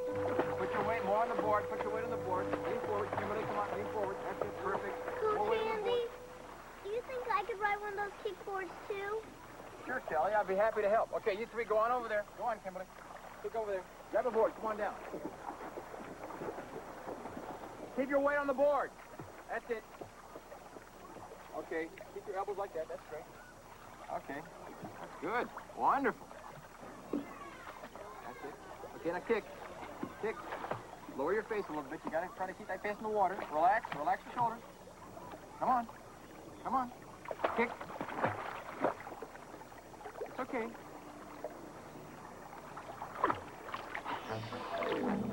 You gotta kick at the same time. That's it. Oh, that's good.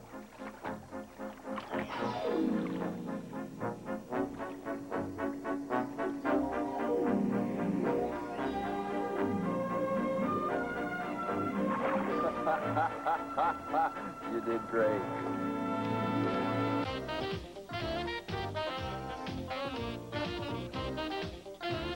Take care of yourself and your family with a show that puts parenting in perspective.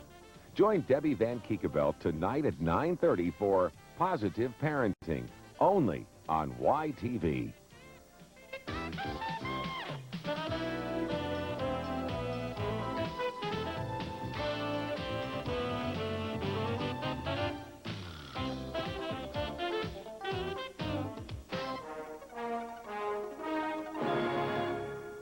Give it to Beaver.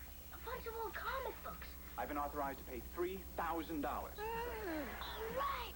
You didn't throw all those comics in the trash, did you?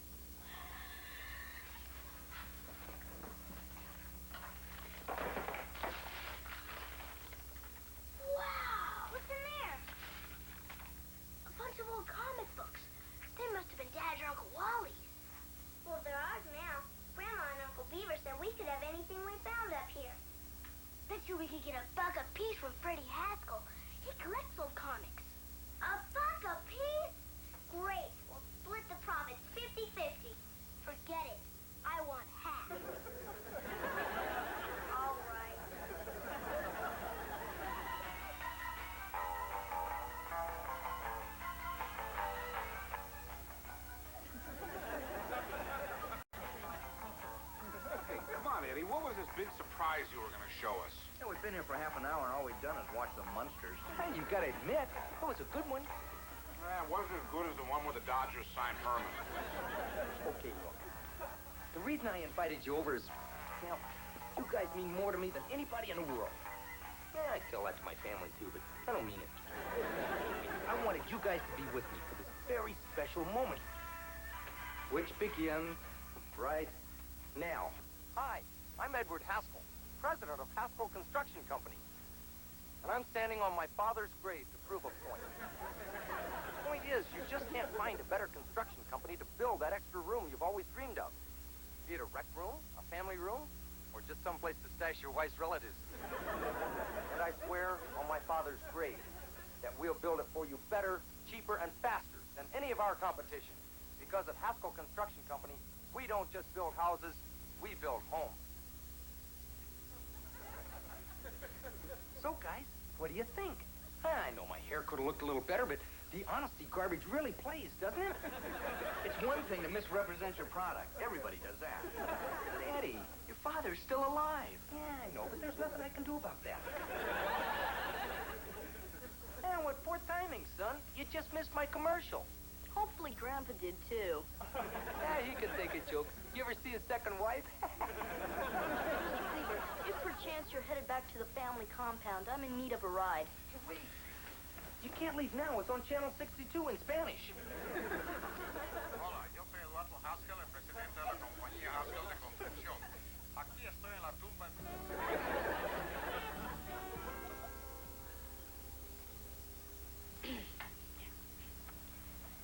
Wow, not bad. Okay. Pretty good.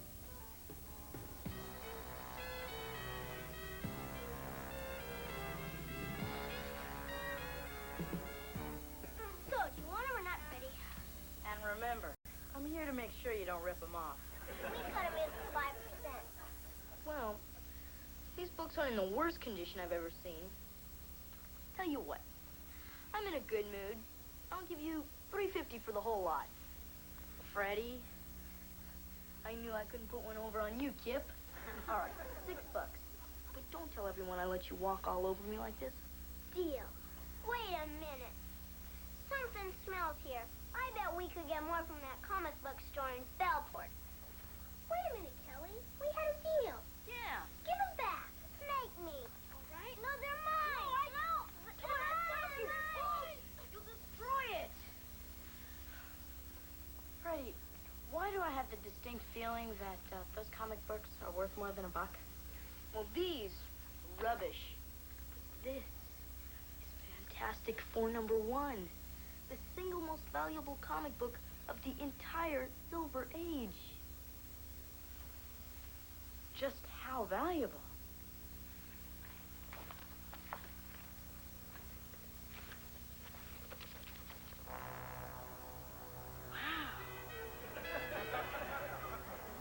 Wow.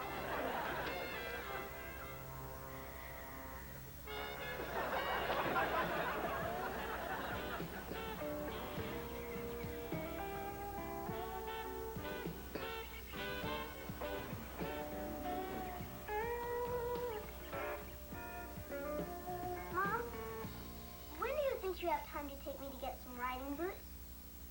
Riding boots. Wally, did you hear that? Riding boots. Don't tell me. You just can't live without them because all the other kids are wearing them, right? No, just the kids with horses. Really, last time I checked, you didn't have a horse. Well, if I had the boots and one happened to follow me home in, say, a week, then I wouldn't have to wait to ride it.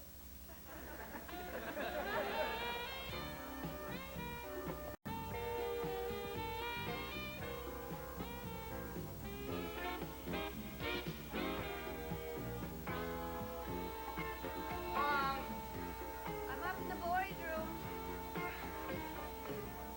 Hi, Mom. Hi. You can help me turn the mattresses.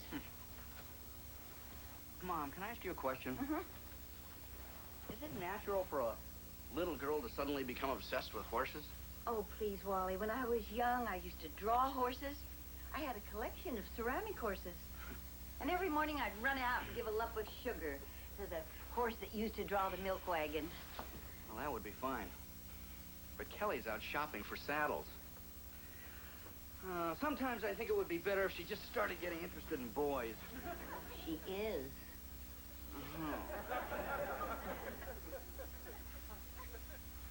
Just be thankful she isn't interested in comic books.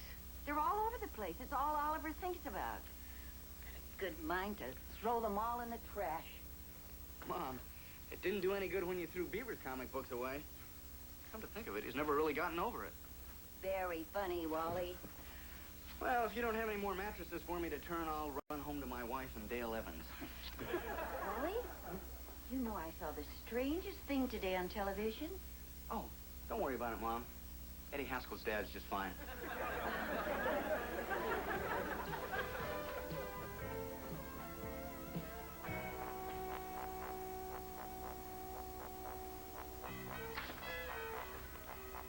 One day he's gonna thank me for this.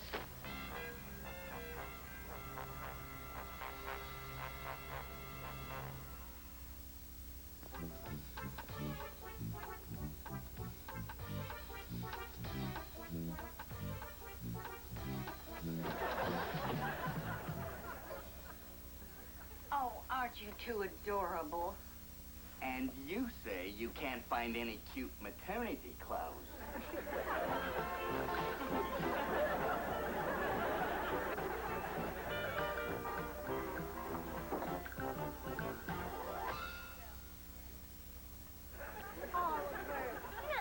Just eat the icing off the cupcakes. It's all right. I only like the cake part. What a thief. Hey, Oliver, did you get any mail today? Anyone answer our ad? Nah, all I got was my new boy's life.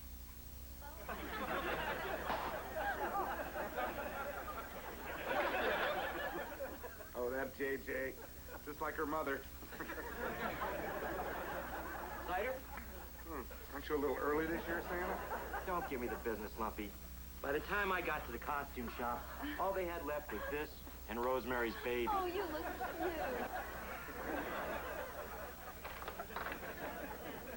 Thank you.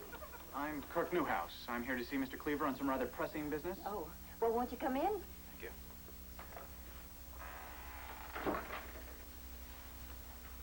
Theodore?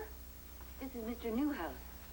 I hope I'm not interrupting anything. Oh, don't be silly. We do this every Thursday. What can I do for you, Mr. Newhouse? Why don't you ask him if he's been a good boy this year? I'm here to answer the ad about the comic book. Comic book? Oh, you want that, Mr. Cleaver. Which head should I talk to? Mine. Why don't we just go upstairs and talk about this in my office? Excuse me, Mr. Newhouse, but what kind of business could you possibly have with people in grammar school? I represent a consortium of credit dentists in Minneapolis who purchase comic books as a investment, and they've sent me here to buy the comic you advertised. Well, who advertised? Book. Fantastic Four #1. We found it in the attic, and, well, you said we could have anything we like, and we really like this. So you just happened to forget to tell us about it. Oh, we didn't forget. Freddie said if we tipped you off, you wouldn't let us keep the money. Freddie? I'd have the child's hearing tested. What I said was you never let them swim after eating. Kelly, how could you have done that? You know What's going on? Listen. You people work this out amongst yourselves, but if this comic is in mint condition as advertised, I've been authorized to pay $3,000. All right. $3,000? For a 10-cent comic? And I waste my money on tax-free bonds? Just don't stand there, Oliver. Where's the comic book? Don't worry, Dad. I kept it real safe under my mattress. Wait a minute, dear. It's not there. Well, sure it is, Grandma. No, you see, yesterday I... Mom, you didn't throw all those comics in the trash, did you? No. I took them to the recycling center.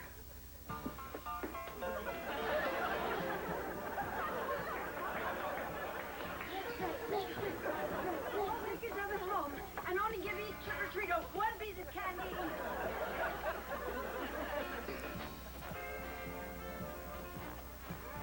Find it, kid. Come on. All right, kid. Come on. Oh, I'm with you. Let's go.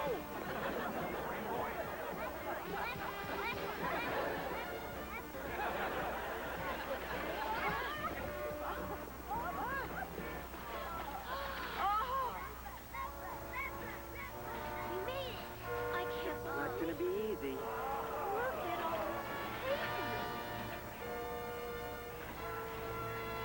All right, guys, look, it's gotta be here someplace. Let's split up and find it.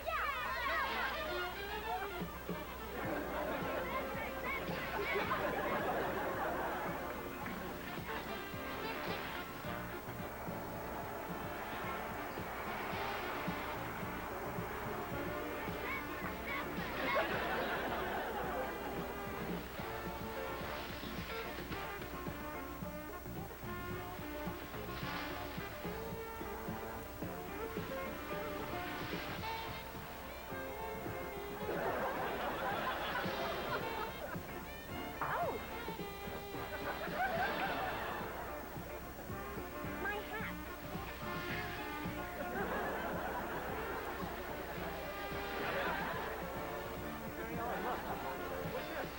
Whoa!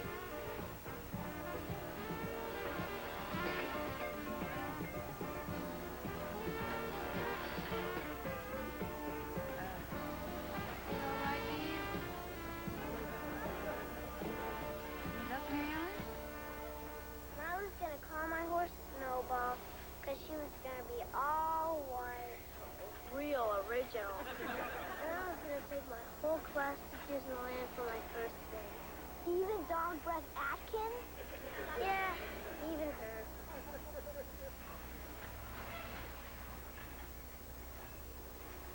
Hi, kids. I know how disappointed y'all must be. And I was counting on a big haul of candy tonight. Stubby, could you just make believe you're not here? Oh, I do that real good.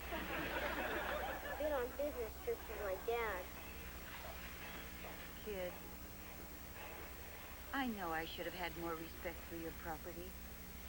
Don't worry, Grandma. I tried being mad at you for a few minutes, but I couldn't go through with it. I had no idea a comic book could be so valuable. For Grandma, every comic book is valuable, because once the guy reads it, he gets to be someone else for a while. Sort of like Halloween. Well, I guess I never looked at it like that.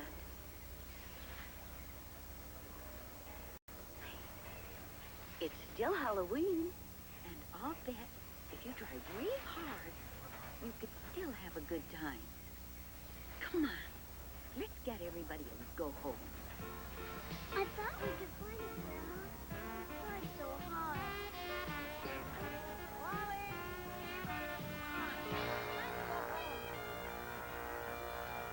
Come on, Kevin.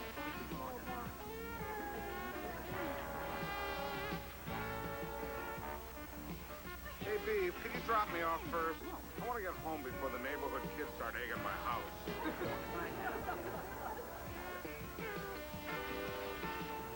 Kelly, you ever wonder how you lost your mulberry bush doll?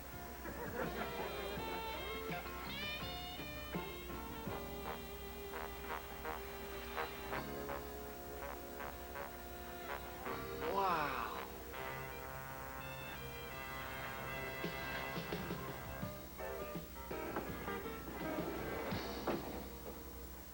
Well, everything seems to be in order here, except that the check should be made out to my brother and me, who will act as custodians. All right? It's not fair. How come we can't be the janitors of our own money? Kids, we've been through this before. The money is going into a savings account to earn interest. And then when you need it for something important like college, it'll be there. This is a wonderful thing for you guys. Horse is a wonderful thing, too. Okay, Beav. All you gotta do is sign right here.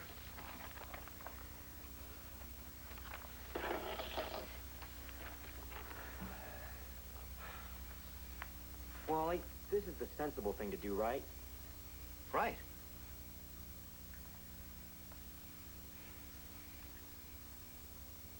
one time we shouldn't do the sensible thing. All right, I'm back in the saddle again. Yeah. Beaver, I thought this was settled. The money's going into a bank. One day the kids will be grateful. Like I was supposed to be when Dad made me sell the car that I won? Put the money in a savings account? Do you know what it's like to take a girl to the drive-in on a bicycle and then try to impress her with your bank statement? Beaver, I never knew that bothered you so much. Come on, Mom, tell him, will you? Well, maybe your brother's right. After all, it is their comic. They ought to be able to do what they want with it. Listen, I have 15 anxious dentists who are waiting for my phone call. Now, do we have a deal or not? It's up to them. Excuse us.